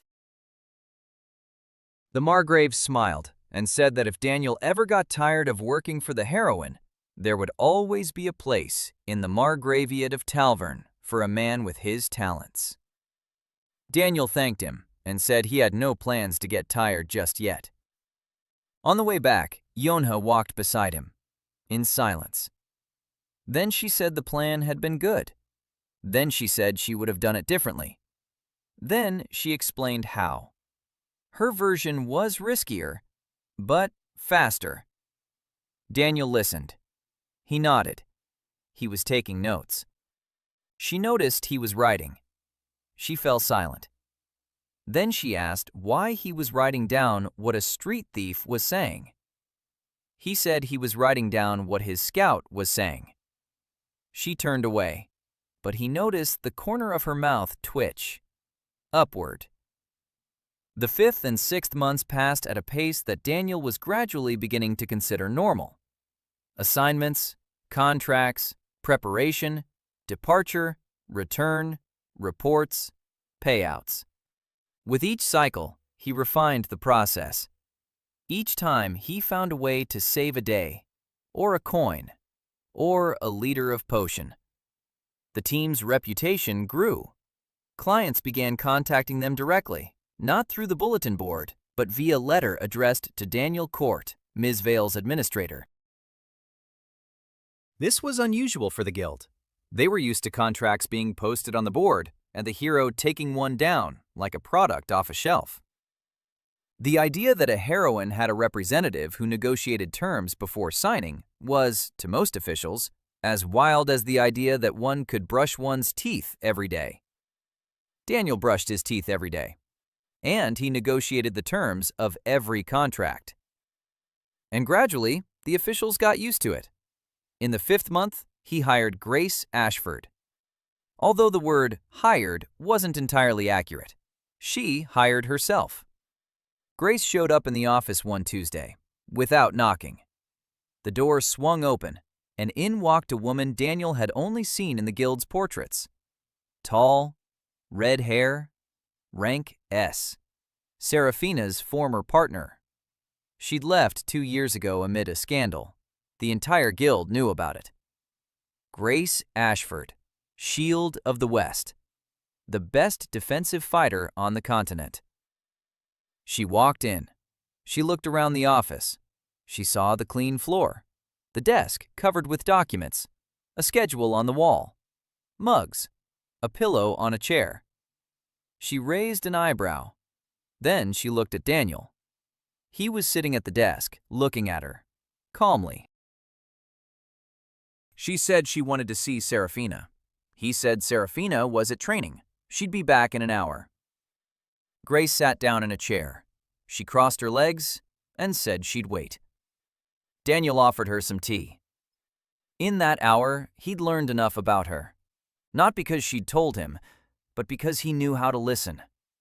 Between her bold statements and ostentatious confidence were pauses, small ones, in which something else came through.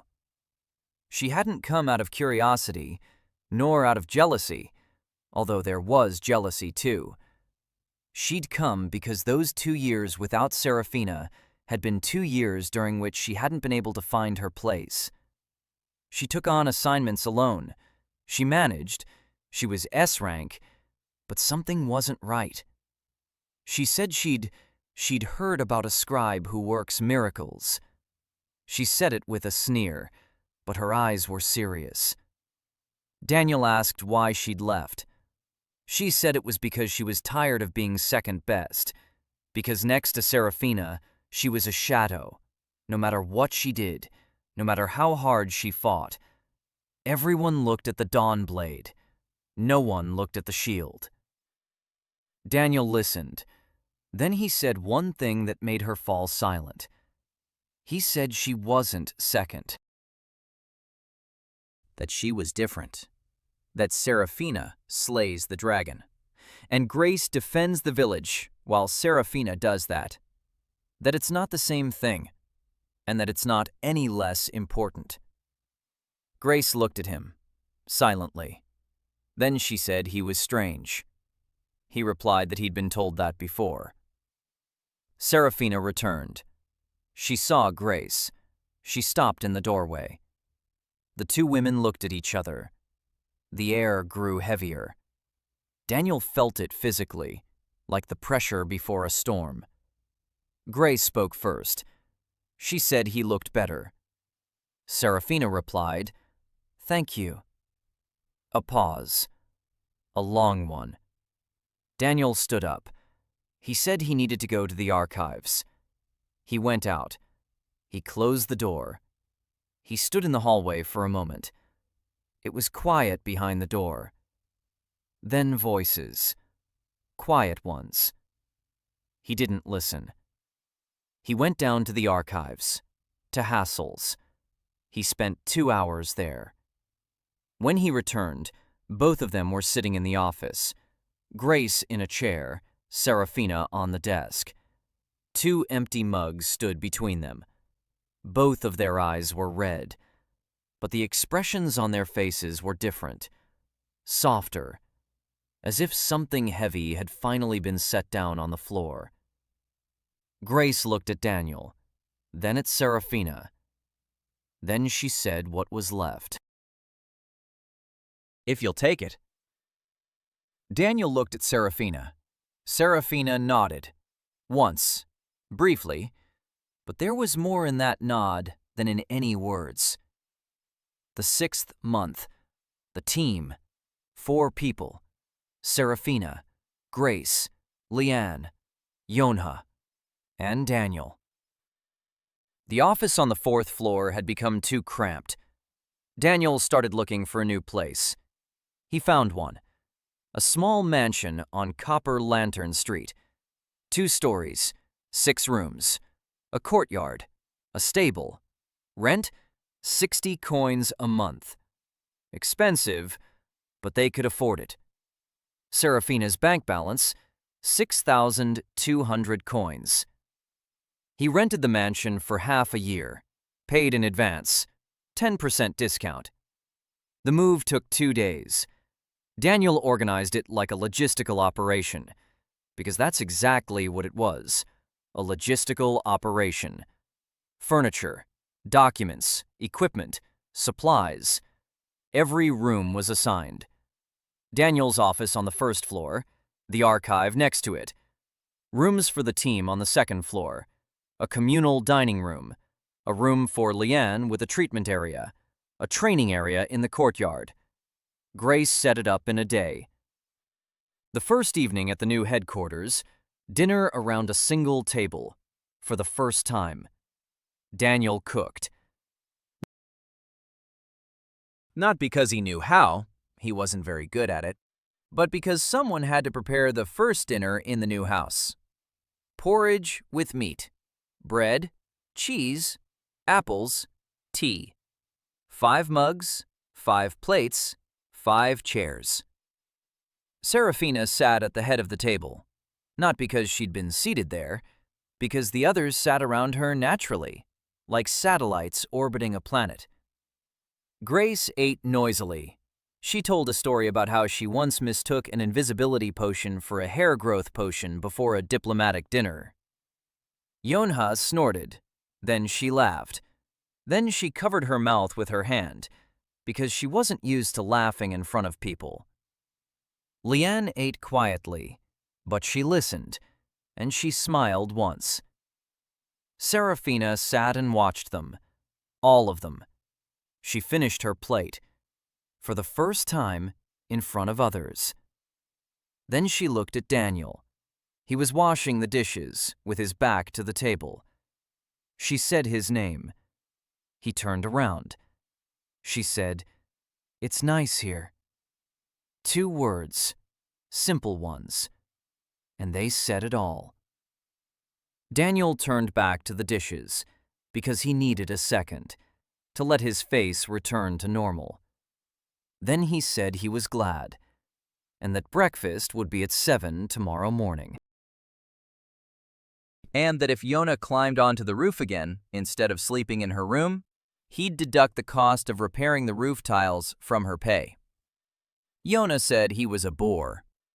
Grace said she agreed with the thief. Leanne said she liked the roof. It was sturdy here. Serafina didn't say anything. She just sat there. A silver hairpin in her hair caught the candlelight. Small, delicate, shaped like a twig. And Daniel thought that this was the first time he'd seen her calm. Truly calm. Not between fights, not out of exhaustion. Calm. The 7th month. The letter arrived in the morning, with the royal seal. Daniel had never opened a letter with the royal seal before. None had ever come. He broke the wax seal, unfolded the parchment. An invitation. Her Royal Highness Princess Katerina invited SS Plus rank heroine Serafina Vale to a gala reception in honor of the victory over the Wyvern migration. Date, in 2 weeks. Location, the Royal Palace in the capital, Kaldor. Dress code, formal. Daniel read this and realized they had a problem. A big one. Because Serafina didn't have any formal attire. She didn't know what a dress code was. She didn't know how to behave at social events. And she hated crowds. He placed the invitation in front of her. She read it. Her face turned pale, then red, then pale again. She said she wouldn't go. He said that declining a royal invitation would be a diplomatic incident, that it would damage her reputation and the guild's reputation, and that the reception was an opportunity. He explained what kind. There would be clients at the reception, nobles, commanders, people who decide where contracts and money go. One evening in the right dress is worth 10 assignments. Serafina looked at him the way a soldier looks at a map marking an ambush. Then she said she didn't know how to dance, and she didn't know how to eat with a fork, and that if anyone insulted her, she couldn't guarantee the consequences. Daniel said they would practice. 2 weeks of preparation. Daniel had never in his life thought he'd be teaching the strongest woman in the world how to use a dessert spoon. But here he was. Day 1. Table manners. 3 forks, 2 knives, spoons, wine glasses. Serafina looked at the set table as if it were a minefield. Daniel explained. Start from the outside. Left hand, right hand. Break the bread. Don't cut it. Soup away from you. She tried. She broke a fork 2 minutes in. Not out of anger. She just gripped it too tightly. Daniel pulled out a spare. He'd brought 6 forks. He'd known this would happen. By the 3rd day, she could eat without breaking her cutlery. By the 5th, she held her wine glass in a way that looked almost graceful. Grace helped. She'd grown up in a knight's family and knew proper etiquette. She taught Serafina how to walk in a dress. It was harder than fighting ogres. Serafina was used to taking long strides, to heavy boots.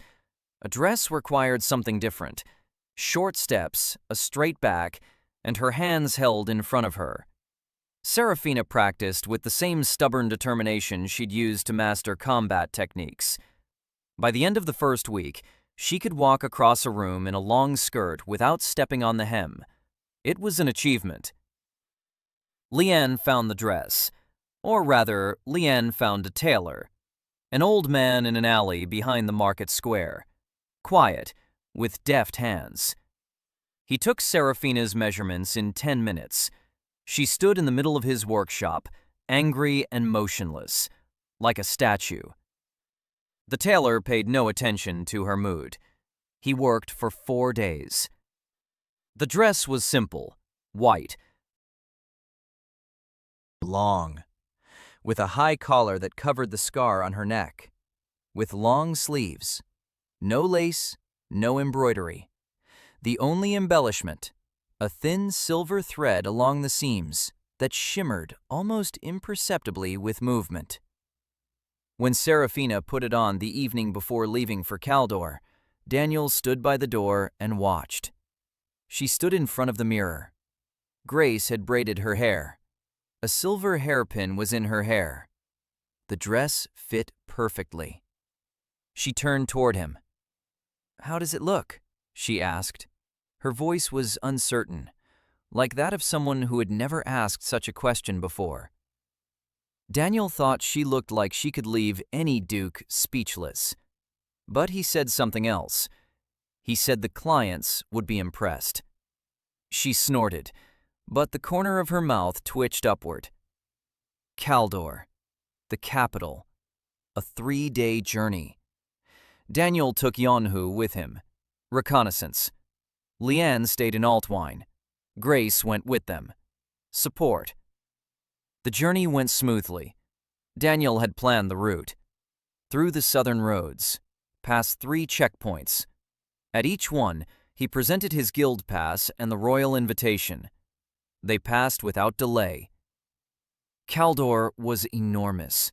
A population of 400,000. Stone walls, towers, palaces, bridges. The river divided the city into 2 parts. The north bank was for the nobility. The south bank was for merchants. The palace stood on a hill in the center. White stone, golden roofs. Daniel looked at it and thought that Chicago, with its skyscrapers, looked impressive. But Chicago didn't have a castle on a hill, bathed in the moonlight of 3 moons. The evening reception. The hall was enormous. Hundreds of candles, crystal chandeliers, a marble floor, music, people in expensive clothes, military officers in dress uniforms, mages in robes, nobles with coats of arms on their chests. Serafina entered. The hall did not fall silent, but many turned to look. The Dawnblade in a dress. It was quite a sight. She walked straight ahead. Her back was straight. Her stride was short, just as she'd been taught. Daniel walked behind her, in the finest suit he could afford. A dark frock coat, a white shirt, a feather in his breast pocket, instead of a flower. Grace walked on the right, in a red dress with a sword at her belt, because Grace never left the house without a sword, not even for a reception. Yonha was somewhere, invisible. Daniel told her to watch, to listen, to remember. She nodded and disappeared into the crowd so quickly that even he lost sight of her after 3 seconds. The first hour went smoothly. Serafina stood by a column, a glass in her hand. She wasn't drinking. She was holding it for show. Daniel stood beside her.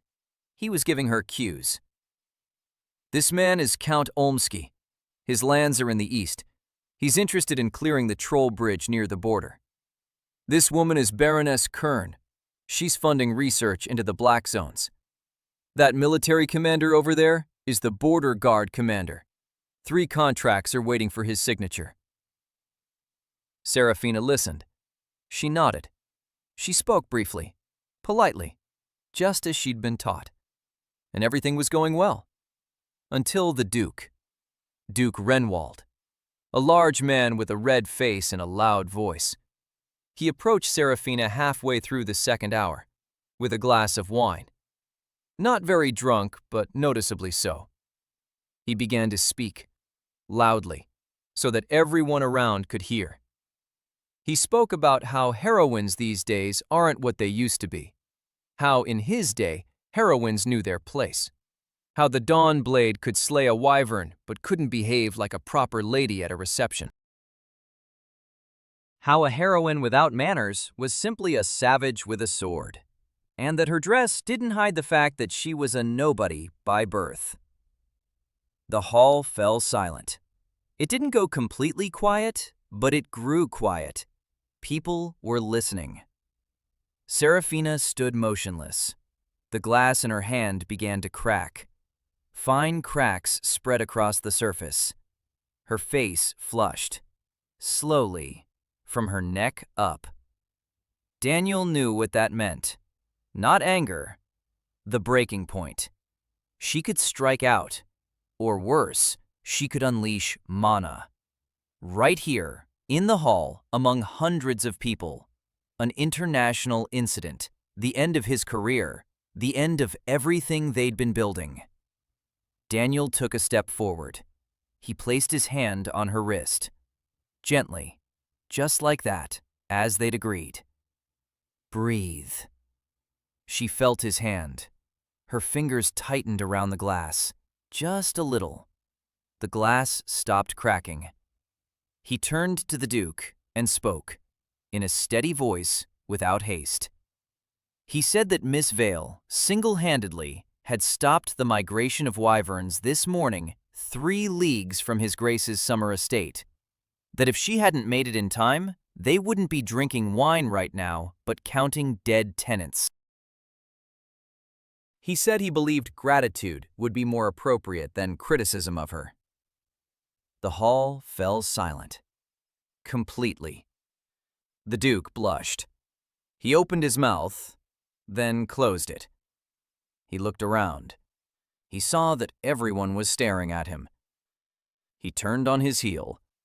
He left. Daniel removed his hand from Serafina's wrist. She stood there, looking at him, the way no one had ever looked at him before. He couldn't describe that look in words. But if he tried, he would say that for the first time in his life, he felt he was exactly where he belonged. Right here, next to her. After that, 12 people approached them that evening.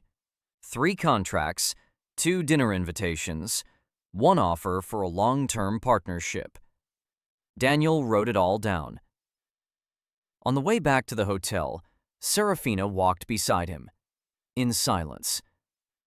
Then she stopped, turned around, said, "You made sure I didn't beat him up." Daniel said that was his job. She shook her head, said, "No, it's more than a job." He didn't answer, because he didn't know what to say. They were standing on the bridge over the river. 3 moons were reflected in the water. White, blue, red. She raised her hand, adjusted the hairpin in her hair. Then she kept walking. He followed. The 9th month. Daniel was sitting in the office of the new headquarters, reading a letter from Margrave Talvern. The Margrave was offering a contract to escort a diplomatic mission to the kingdom of Valtor, a neighboring state, the very one from which the man who had come to Vence had arrived, the very one where the Northern Hammer was based. The Margrave wrote that Prince Leonard of Valtor had invited a delegation to discuss a trade agreement. The presence of an SS Plus class heroine was required as a security guarantee. The pay was generous, 800 coins plus travel expenses. Daniel read the contract 3 times. Then he called for Yanhu. She came in a moment, as usual. He asked her to find out everything she could about Prince Leonard and about the Northern Hammer's ties to the Valtoran court. She disappeared for 3 days. She returned with information. Prince Leonard was young, 22 years old, and ambitious. His father, the king of Valtora, was ill and had handed over a large one of his affairs to his son. The Northern Hammer was effectively the court guild of Valtor. Their leader dined with the prince every week. Yana also found out that after being removed from office, Vence had left Altfine. Where to? To Valtor. Daniel wrote this down and sat poring over the note for a long time. Vence in Valtor. An invitation from Valtor. A contract for a trip to Valtor. A coincidence. Perhaps. But Daniel didn't believe in coincidences. In Chicago, when 3 shipments in a row went missing from the same warehouse, it wasn't a coincidence. It was a thief in the warehouse. He decided they would go, but they would prepare. The preparations took a week. He took the whole team, Serafina, Grace, Leanne, Yana, and a new recruit, Emilia Reichart. Daniel had met her a month ago at a reception in Caldor, the Baron's daughter, a court mage researcher, 25 years old, glasses, absent-minded, 3 days without sleep when she's absorbed in something. She studied the black zones. She wrote papers about them that no one read, except for Daniel. He read her latest report in its entirety, 32 pages on the magical structure of the rift, and wrote her a letter with 3 questions that showed he hadn't just read it, but understood it. She replied the next day. Her letter was 6 pages long. He replied. She replied. After 2 weeks of correspondence, she arrived in Altve. She said she wanted to join the team. Daniel asked why. She said he was the only person who had read her work all the way through. He said the work was good. She adjusted her glasses. She blushed. And she stayed. The journey to Valtor took 5 days. Daniel planned the route with 2 stops in cities where they could gather information. In the first city, Yonha discovered that the Northern Hammer had been recruiting mercenaries in recent months. A lot of them. More than usual. In the second town, Grace ran into an old acquaintance from the border guard. He told her that security had been tightened at Valtor's border, not against external enemies, but against internal ones. Someone was preparing for something. Daniel was piecing things together. The full picture wasn't clear yet, but the outline was beginning to emerge. Valtor greeted them with sunshine and wariness. Valtor's capital, Verhart, was smaller than Kaldor, but more beautiful. White towers, narrow streets, bridges made of moonstone. The delegation was housed in the palace's guest wing. The rooms were luxurious. The food was plentiful. The servants were polite. Everything was just right. And that was exactly why Daniel was nervous. Too perfect. Too smooth. Prince Leonard received them in the throne room, a young man with a sharp face and attentive eyes. He smiled a lot. He spoke eloquently. Compliments to Serafina, admiration for her exploits, a proposal to stage an exhibition fight for the Valtor nobility. Serafina looked at Daniel. He shook his head almost imperceptibly. She declined, politely, just as she'd been taught. She said that after a long journey, she'd prefer to rest. The prince smiled and said, "Of course." Daniel noted that the smile didn't reach his eyes. On the second day of negotiations, Daniel saw Vence. The former deputy head of the guild was standing in the palace corridor, in new clothes, expensive ones, with the Northern Hammer crest on his chest. He saw Daniel, smiled, that same gentle smile. He approached, said he was glad to see him, that it's a small world, that he hoped there were no hard feelings. Daniel remained silent. Wentz continued. He said he had a new position, advisor to the head of the Northern Hammer, and that everything would change soon. Daniel asked what he meant. Wen smiled even wider and walked away. Daniel stood in the hallway and felt something cold settle in his stomach. That evening, he gathered his team. He explained. The mission is to keep an eye on Wenz, where he goes, who he talks to. Stay close to Serafina during the negotiations. Don't leave her side. Prepare antidotes in case of poisoning. Check the magical defenses of the guest wing. See if there are any surveillance spells. Bugs. Emilia checked within 2 hours. She found 3. In Serafina's bedroom, in the common dining hall, in Daniel's room. He asked her not to remove them, but to install jammers in one room, his office, where they could speak freely. Let the rooms can listen. They'll say what needs to be said. On the third day, Daniel realized it. The trade agreement was a smokescreen. Prince Leonard didn't want trade. He wanted Serafina. Not as a woman, as a weapon. Valtor bordered the largest black zone on the continent, the Zone of Silence. It was expanding, rapidly. Valtor's heroes couldn't keep up. The prince wanted to lure Serafina away, to offer her a contract with the Valtor court, a permanent one. An exclusive one. Vence was here because he knew her weaknesses. He knew how to pressure her. He knew she'd sign without reading it. But there was one thing Vence didn't know. Serafina no longer signed without reading. Daniel jotted this thought down on a piece of paper. He circled it. And for the first time in several days, he smiled. The fourth day in Valtor. Prince Leonard invited Serafina to a private meeting, without the delegation. Just the two of them.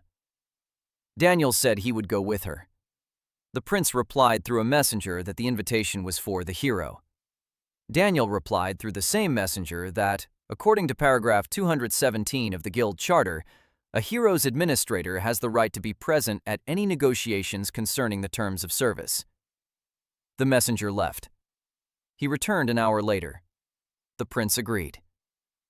The meeting took place in a small hall of the palace. A fireplace, 2 armchairs, a table with wine. The prince sat relaxed, one leg crossed over the other, a glass in his hand. Vence stood nearby, smiling. Serafina sat across from him. Daniel stood behind her chair, standing, because a third armchair had not been provided. Intentionally. A small humiliation.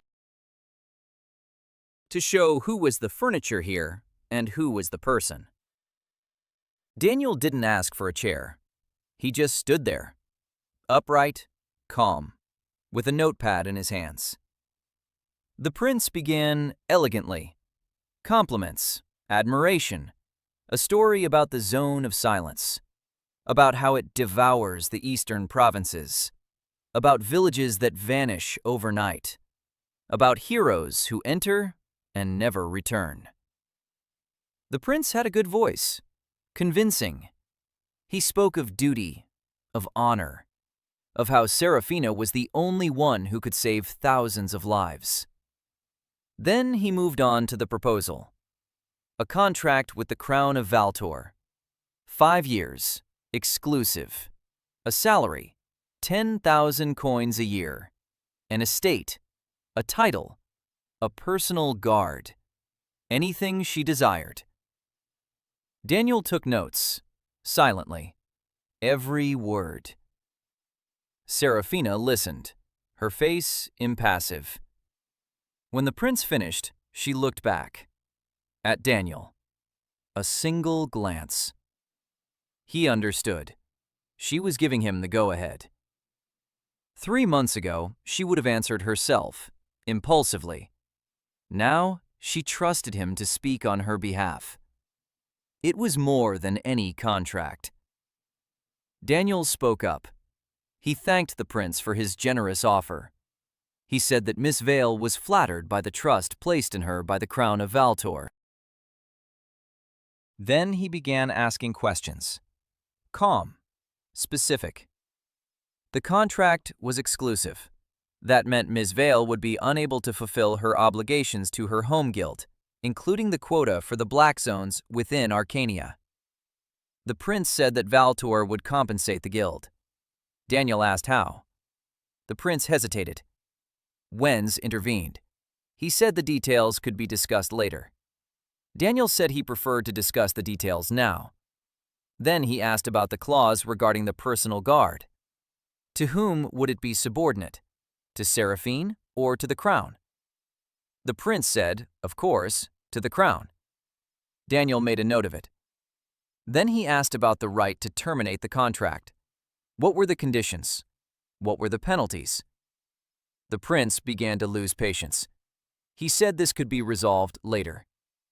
Daniel said that, in his experience, later meant never, and that the terms for terminating the contract were more important than the terms for entering into it. Wenz looked at Daniel and was no longer smiling. He recognized the style, the same style that had destroyed his career in Altwine. The meeting ended without a signing. The prince said he would give them time to think it over. 3 days. Serafina stood up and left. Daniel followed her. In the hallway, she stopped. She turned to him. She said quietly, 10,000 a year. That was more than she had earned in her entire life. Daniel nodded. Then he said that the contract would tie her to Valtor for 5 years, that the personal guard would not be under her command, that the exclusivity clause would deprive her of her freedom of choice, that, in essence, she would become an expensive weapon of the Valtor crown. Serafina was silent. Then she said that the zone of silence was killing people, that if she could help, she had to. Daniel said he could, but not on those terms. That they could draw up a one-time contract to clear the zone. No exclusivity, no strings attached. On her terms. She looked at him. She asked, "Can you do that?" He said he could. In 2 days, he drafted a counterproposal. 12 pages. A one-time contract for an operation in the zone of silence. Payment, 3,000 coins. No exclusivity, no title, no personal guard. Serafina's team operates autonomously. All finds and artifacts are split 50-50. Daniel coordinates the operation from headquarters. Complete freedom of action within the zone. Insurance. Medical coverage at the client's expense. He placed his counteroffer in an envelope, sealed it with Serafina's seal, sent it to the prince. The reply arrived 6 hours later. The prince invited them to another meeting. This time, there were 3 chairs. The negotiations lasted all day. The prince haggled. Daniel haggled better. By evening, the contract was signed. A one-time operation, 3,500 coins. Daniel's terms. Almost all of them. The prince gave in because he had no choice. The zone was expanding. His heroes were dying. Serafina was his only chance. Vens stood in the corner and said nothing. When Serafina and Daniel left the hall, Vens caught up with Daniel in the hallway. He grabbed him by the shoulder. Daniel turned around. Vens spoke quietly, almost in a whisper. He said that Daniel was mistaken if he thought the contract would protect him. That in the zone of silence, a piece of paper was worth nothing. That there were no witnesses inside the zone. Daniel looked him in the eye. Then he said, "Thanks for the warning. I'll make a note of it." He removed Vence's hand from his shoulder, and he left. Back in his room, his hands were shaking. He let them shake for 20 seconds. Then he sat down and began to plan. Preparing for the zone of silence took 10 days. Daniel used every hour.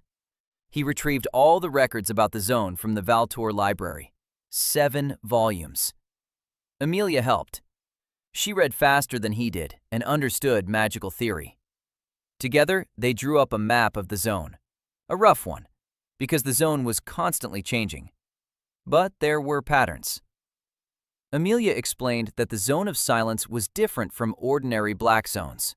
It wasn't just that space was distorted there. Sound disappeared there.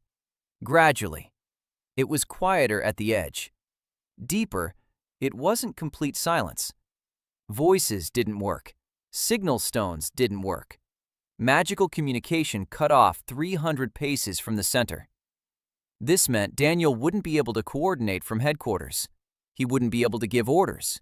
He wouldn't be able to know what was happening inside. He pored over this problem for 2 days.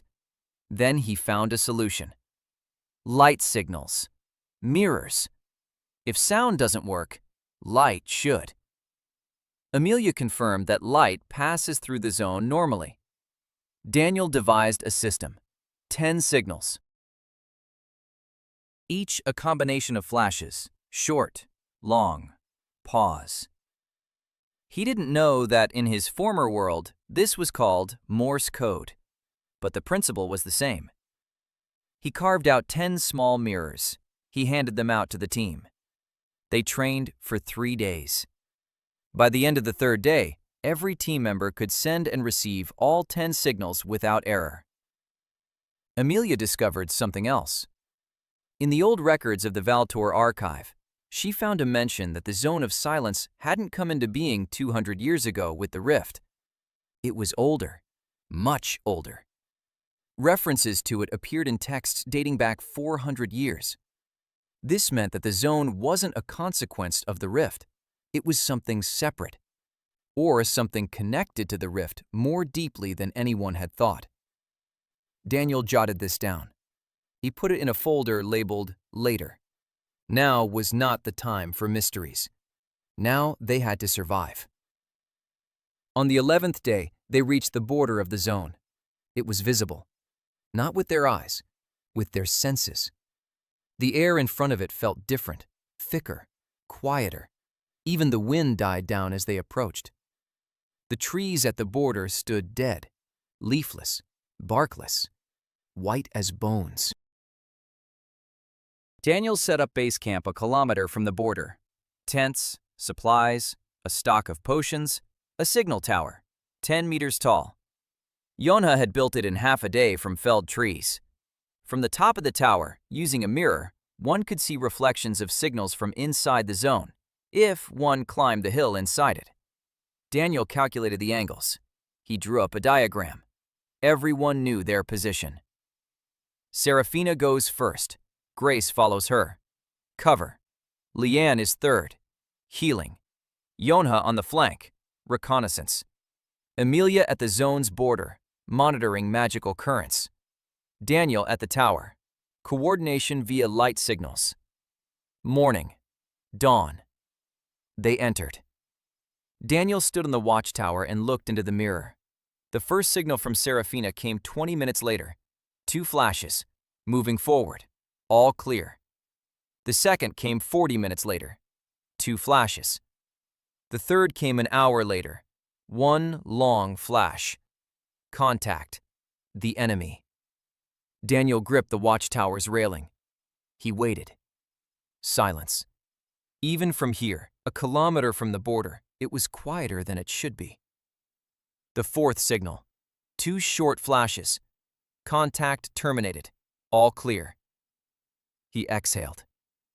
The fifth signal came an hour and a half later. 3 flashes. Time for a break, he replied with 1 long flash. Confirmed. The 6th signal in 2 hours. 1 short and 1 long. They found something. Daniel waited. The next signal didn't come for 40 minutes. He counted the seconds. At the 41st minute, a flash. 2 short ones. All clear, moving forward. 4 hours after the last signal. 5 short flashes. We're heading back. Mission accomplished. They emerged an hour later. Serafina was first. Pale, tired, but unharmed. Grace followed her. A cut on her arm. Not deep. Leanne had already treated it. Yonha was last. Silent. Her eyes wide. She'd seen something inside that frightened her.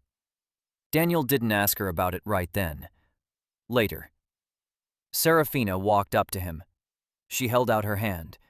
An object lay in her palm. Small. Metallic. Daniel took it. He looked at it. A medallion. Old. Worn. A sword on one side. A feather on the other. The same symbol as on the coin in his pocket. The Order of the Stewards. Serafina said she'd found it in the center of the zone, on a stone pedestal, all alone, as if it had been waiting. Daniel held the medallion and felt how warm it was in his hand. Warmer than it should be. He looked at Serafina. She was looking at him, and in her eyes was a question she couldn't put into words. Who are you? Daniel didn't know the answer. Not yet.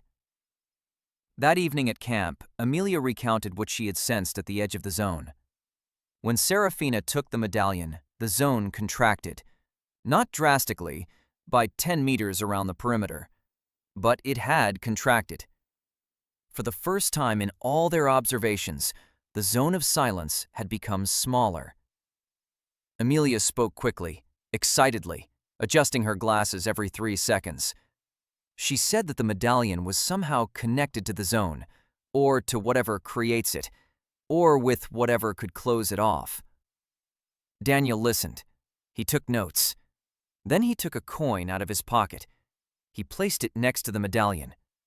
The coin and the medallion, a single symbol, a sword and a quill. The Order of the Stewards, destroyed 200 years ago.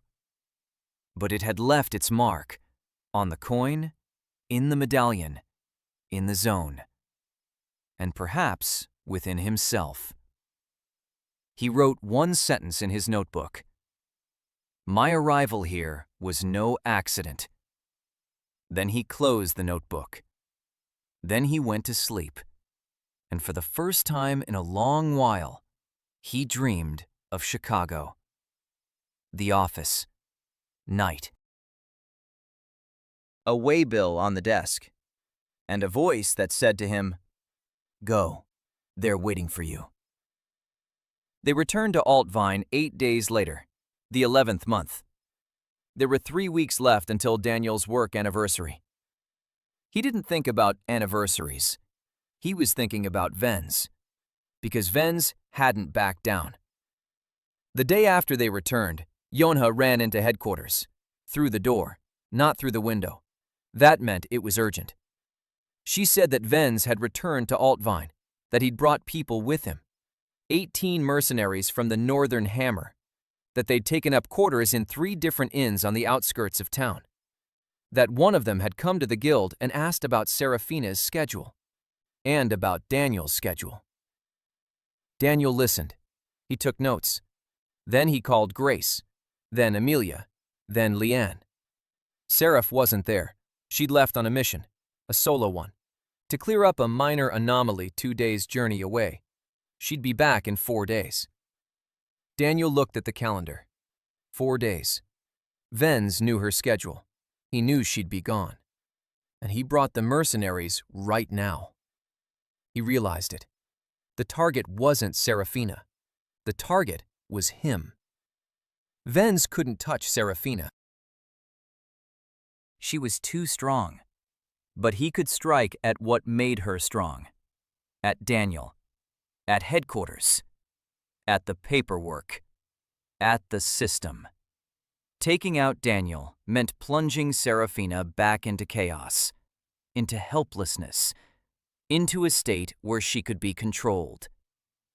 Wens hadn't forgiven her. He hadn't forgotten. He waited, patiently, as people accustomed to power tend to wait. And he waited until the heroine was nowhere to be found. Daniel held a meeting, the first military meeting of his life. He wasn't a military man. He wasn't a strategist. He was a logistics specialist from Chicago. But he had a team. Grace, an S-rank fighter, capable of holding off 20 mercenaries. Yonha, a scout who was impossible to spot. Amelia, a mage researcher with an unconventional set of spells. Lien, a healer who could get a person back on their feet in minutes. And he had papers, documents, evidence. He pulled out the folder he'd been keeping since day 1. All the records on Vents, discrepancies in the contracts, bribery, threats, links to the Northern Hammer, meetings in Valtor, wiretaps in the guest wing, a warning in the hallway. Everything was recorded. Everything was dated. Everything was signed by witnesses. He told his team that he wouldn't go into hiding, that hiding was pointless. Instead, he would do what he'd always done, use paper. That morning, he sent 3 letters. The first to the Council of the Heroes Guild, describing the situation, requesting protection, listing the evidence of Wens's conspiracy. The second to the Chancellery of the Principality of Altvine, notifying them of the presence of armed mercenaries from a foreign guild within the city limits. The third was to Margrave Talvern. He was the one who had offered Daniel a job. He was the one who valued Daniel. And he was the one who had his own guard stationed half a day's journey from Altvine. 3 letters, 3 lines of defense. Daniel sent them with 3 different couriers, just in case one was intercepted. Then he sat down at the table and waited. He didn't have to wait long. They arrived on the night of the second day. Yonha sounded the alarm a minute before. She was sleeping on the roof, as usual. She saw shadows on the street. 12 people, armed, moving toward the mansion. She slid down the rain spout and burst into Daniel's room. He wasn't asleep. He was sitting fully dressed at the table, waiting. Grace stood by the door, sword in hand. Emilia cast a protective barrier over the first-floor windows. Weak, but enough to slow them down. Leanne had the medical supplies ready. Daniel stood in the center of the room, counting down the seconds. A blow to the door. Grace held her ground. Another blow. Then another. The barrier on the window cracked. 12 mercenaries against a single S-rank fighter. Grace could handle one, but not 12 at once. Daniel knew that. That's why he wasn't waiting for Grace. He was waiting for the guards. The Principality's guards arrived 18 minutes later. His letter had arrived yesterday. The Chancellery had responded. 20 guards. A commander with an arrest warrant. The mercenaries saw the guards and tried to flee. 4 got away. 8 were detained. Vence wasn't among those detained. He hadn't come in person. Of course he hadn't. He never got his hands dirty himself. Daniel stood in the mansion's courtyard in his nightshirt and slippers, watching as the guards led the mercenaries away. Grace stood beside him. The sword was still in her hand. There was blood on the blade. Not hers. She looked at him. "Not bad for a scribe," she said. He said it was just logistics. She laughed. Loudly. So the whole courtyard could hear. Yonha sat on the roof, dangling her feet. Leanne was bandaging a guard's cut hand. Emilia stood by the barrier, which was creaking and crumbling. She adjusted her glasses and said that next time she'd need more time to prepare. Daniel said that next time he'd make sure there wouldn't be a next time. But there was a next time. On the third night. Not mercenaries. Wenz himself. With the 4 remaining men. They didn't go to the mansion. They intercepted Daniel in the morning, at the market, while he was buying apples. A bag over his head, his hands tied. A cart. He heard the wheels clatter on stone, then on dirt, then on wood. A bridge, then dirt again. For a long time. A very long time. When they took the bag off, he was in a room with stone walls. Small, no windows. 1 door, 1 chair. Ropes around his hands. His shoulder hurt. The left one. He'd been hit during the capture. He sat on the chair and breathed. Slowly. He counted his breaths. 1, 2, 3.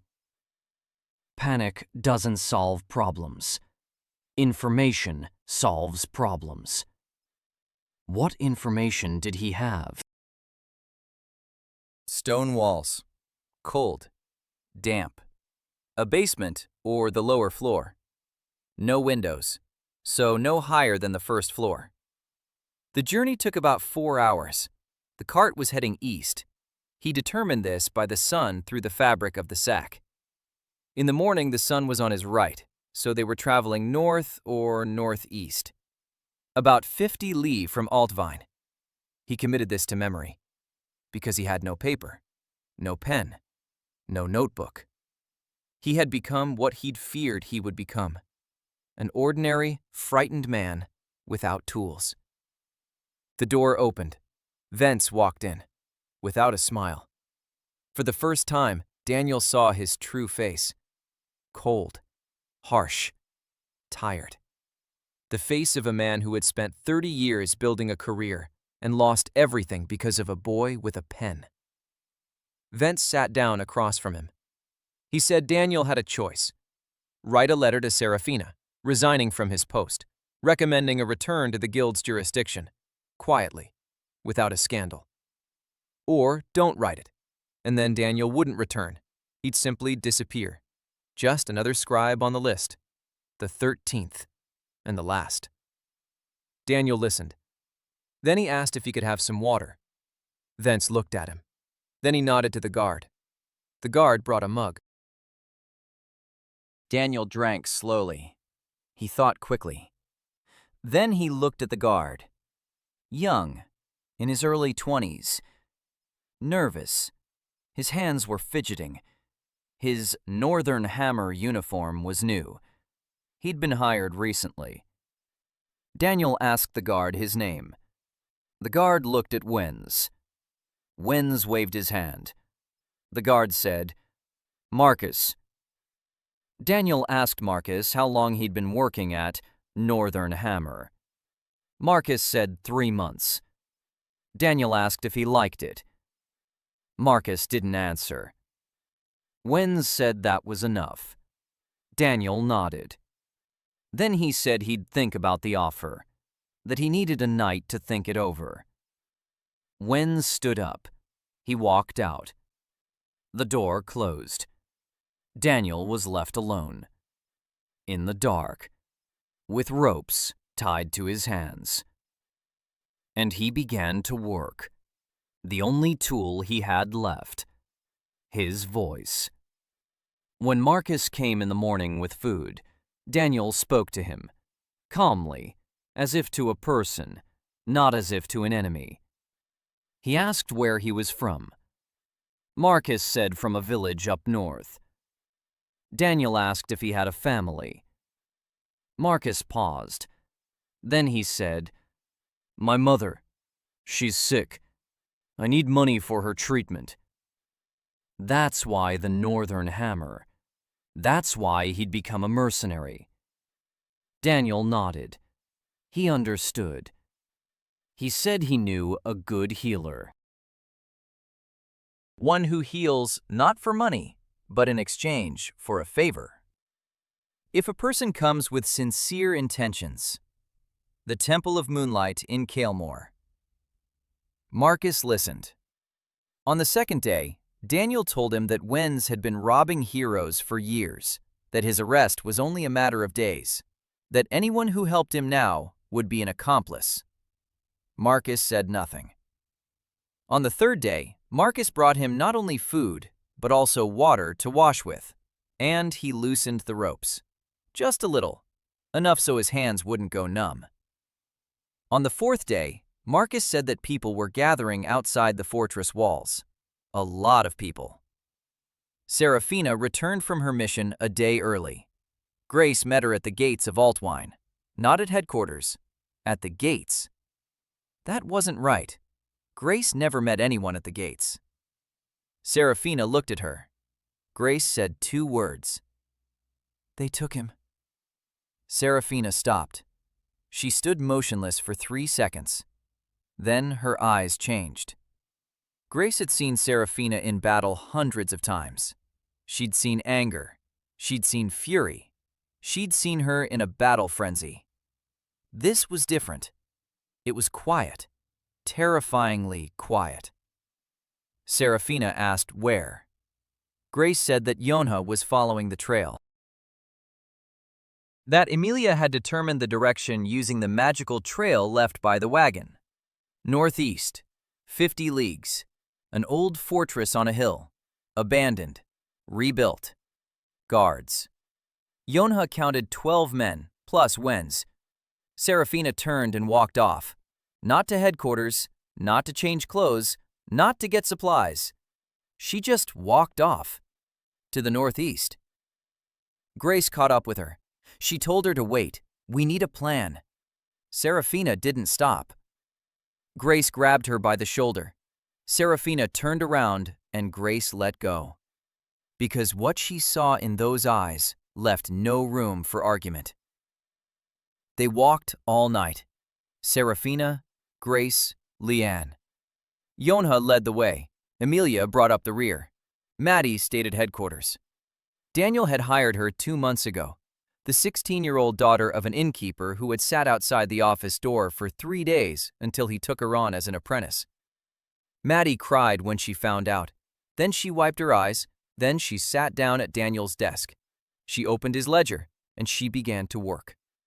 Because he had taught her that this was what work was all about. Not crying, just doing. She sent letters to all the authorities he had listed in the contingency plan. Because Daniel had a contingency plan, in case he was no longer around. 3 pages of instructions. Who to write to, what to do, where to call. Maddie followed them step by step. The Prince's Guard dispatched a detachment to intercept him. Margrave Talvern sent out a mounted patrol. The Guild Council issued an arrest warrant for Wenz. The plan was working, even without Daniel, because he designed it to work without him. It was his last and best plan. Dawn, a fortress on a hill, gray walls, narrow windows, a single gate. Yona described the layout. 12 guards, 4 on the walls, 4 at the gate, 4 inside. Wenz on the top floor, Daniel in the basement. Serafina listened. Then she stood up. She unbuttoned her cloak. She let it fall to the ground. She drew her sword. The dawn blade. The blade glowed, pale gold, like the first ray of the sun. Grace stood beside her, shield in her left hand, sword in her right. "I'll cover you," she said. Serafina nodded, and she walked. She didn't run. She walked. The 4 on the walls saw her. One fired an arrow. The arrow stopped in midair a meter away from her. It fell. Mana. Pure SS plus rank mana. The pressure was so intense that the air became viscous. The second archer dropped his weapon and ran. The other 2 froze. She approached the gate. She placed her hand on the gate. She pushed. The oak gate, as thick as her palm, flew inward, along with its hinges and a section of the wall. The 4 men at the gate stepped back. 2 dropped their weapons. 2 raised their swords. Serafina walked past them. Literally, right past them. She didn't strike. She didn't even look. The pressure of her mana knocked them to the ground, like the wind knocks down ears of grain. Grace followed her. She picked up the weapons. She bound them. Leanne followed Grace. She checked to make sure they were alive.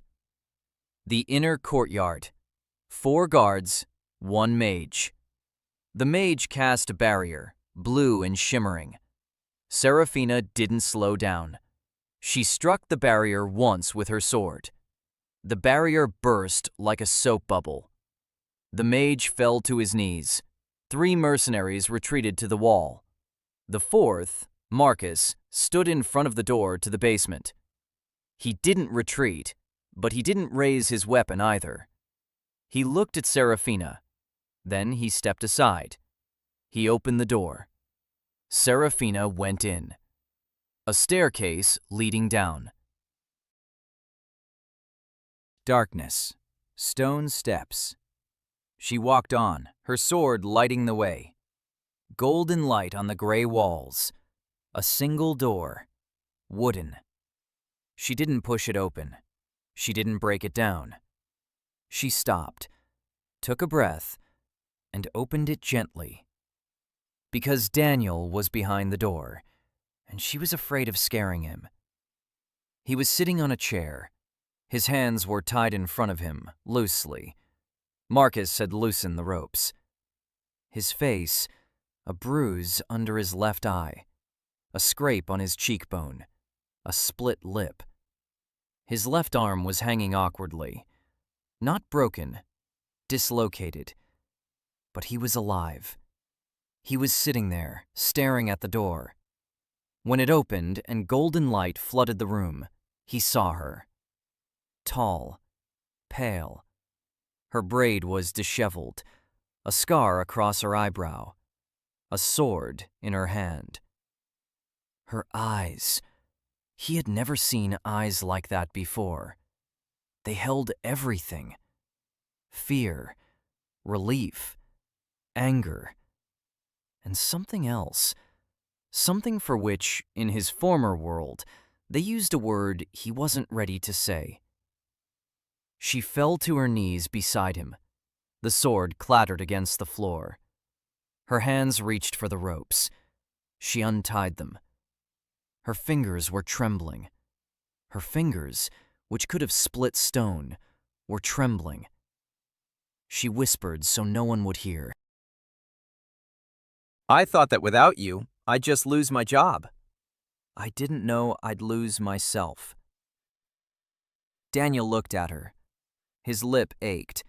His eye was swollen shut. His shoulder burned. But he was here. She was here.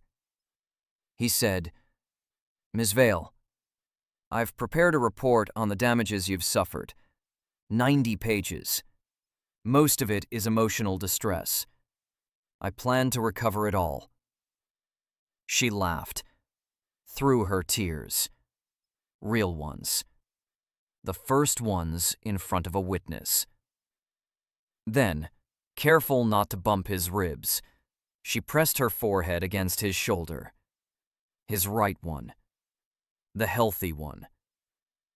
And she froze. The team was standing behind the door. Grace by the wall, arms crossed, eyes wet. She turned away so no one would see. Leanne with the medication at the ready, quiet, patient, waiting for her turn. Yonha on the stairs, with her back to the door, standing guard, hands clenched into fists, her jaw set like stone. Emilia stood there, crying silently without taking off her glasses. They waited. They were given a minute, because it wasn't their minute. Upstairs, the principality's guards were already entering the fortress. An arrest warrant for Wenz.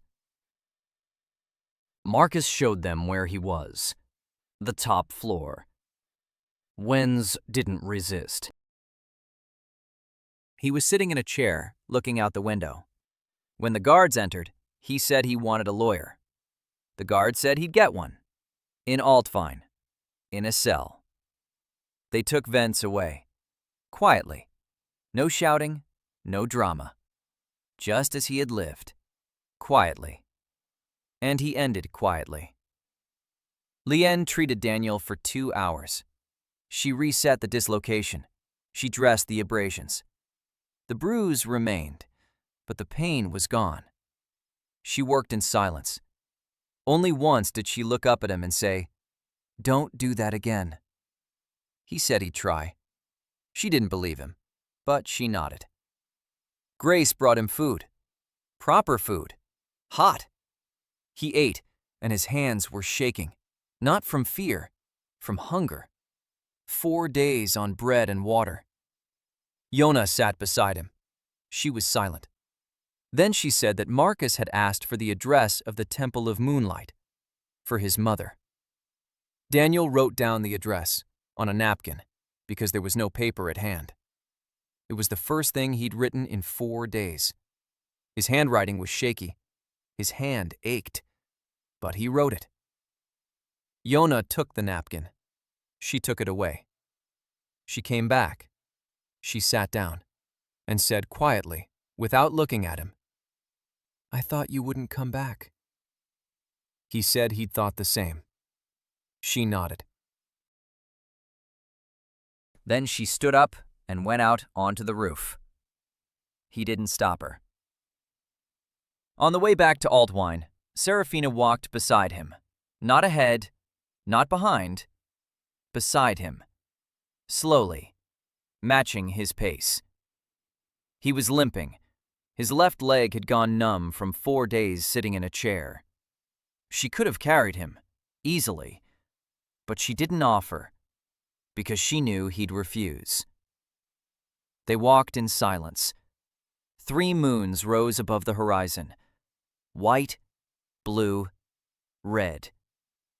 He looked up at the sky, then at her. Then he said, "Sarah," for the first time, without Ms. Vale. She turned. He said, "Thank you for coming." She looked at him for a long time. Then she said, "Always." One word, short, heavy, like an oath. The 12th month, the anniversary. Daniel was sitting in the headquarters office on Copper Lantern Street. His hand had healed. The bruise had faded. The ledger was open. Maddie brought him tea, with honey, just the way he likes it. She'd learned that over the past 4 days. She'd learned a lot. Daniel looked at her and thought that in a year, she'd be a better administrator than he was. And that thought didn't scare him. It made him happy. He opened the bottom drawer of his desk. He took out a coin and a locket. He placed them side by side. A sword and a quill. A sword and a quill. In the guild's archives lay a document, signed Court, Chief Administrator of the Order, year 1804, from the Rift. The signature was identical to his own, right down to the flourish on the letter K. It was no coincidence. It was a return. And for the first time in a year, that thought didn't frighten him. It was clear, like dawn over the fortress, like the light on the blade of her sword. He put away the coin and the medallion. He closed the drawer. He opened a blank page in the ledger. He wrote at the top, Year 2, Plans. And he began to write. Downstairs in the dining hall, the crew was having breakfast. Grace was arguing with Yonha about who had eaten the last piece of pie. Yonha said it was the cat. There was no cat at headquarters. Leanne was drinking tea and pretending not to hear. Amelia was reading a book with her head and ate her porridge without looking at her plate. Half the porridge was on the book. Maddie was jotting something down in her notebook. She'd started keeping it on her second day on the job, imitating Daniel. Serafina sat at the head of the table, a silver hairpin in her hair, a thin one, shaped like a twig. She was eating the breakfast that had been prepared for her, on the plate that had been set out for her, at the table to which she returned every day. She looked up. She looked up, at the ceiling, behind which was his office. She smiled, a small smile, which no one noticed, except for Leanne, who noticed everything, but said nothing, and poured herself some more tea. Outside the window, the sun was rising over Altwine, an ordinary morning in the city where the heroes lived, in the house where people lived, in a world teetering on the brink, but holding on for now, because every day someone got up, turned to a blank page, picked up a pen, and began to work.